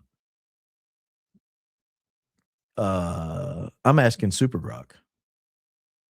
Come on, Super Grok. Is Dan Flood living in New Braunfels, Texas? New Braunfels, Texas. We'll find out. Let Super Grok do his thing. Oh, yes, there's at least one person named Dan Flood living in New Braunfels, Texas. Grok, you got to stop doxing people. I almost showed this. I almost just pulled it up and went with it, but in my mind, I thought Grok's reckless. It gave me the address. Other entries mention past or associated residences in New Braunfels, along with areas like Scottsdale, Arizona. You are kidding me. Sources indicate current or recent ties to the area, though some listings include lived-in life. I just got to look this up. We're just going to have to lift it up. New Braunfels. I can't always trust Grok. Grok gets kind of crazy sometimes. Can't always trust old Grok. But we're trying. Grok and I are trying to get a friendship going where I can trust him, but I can't always trust Grok. But that's crazy that Grok says that. Is Grok hallucinating or is that real? I'll have to look it up. Thank you for that. That's a great little nugget, a little thread to pull on. That's awesome. I hope you enjoy your content. I enjoy you and your content. I was going to say, why would you hope I enjoy my content? That's weird, Brandy. But no, what you said makes way more sense.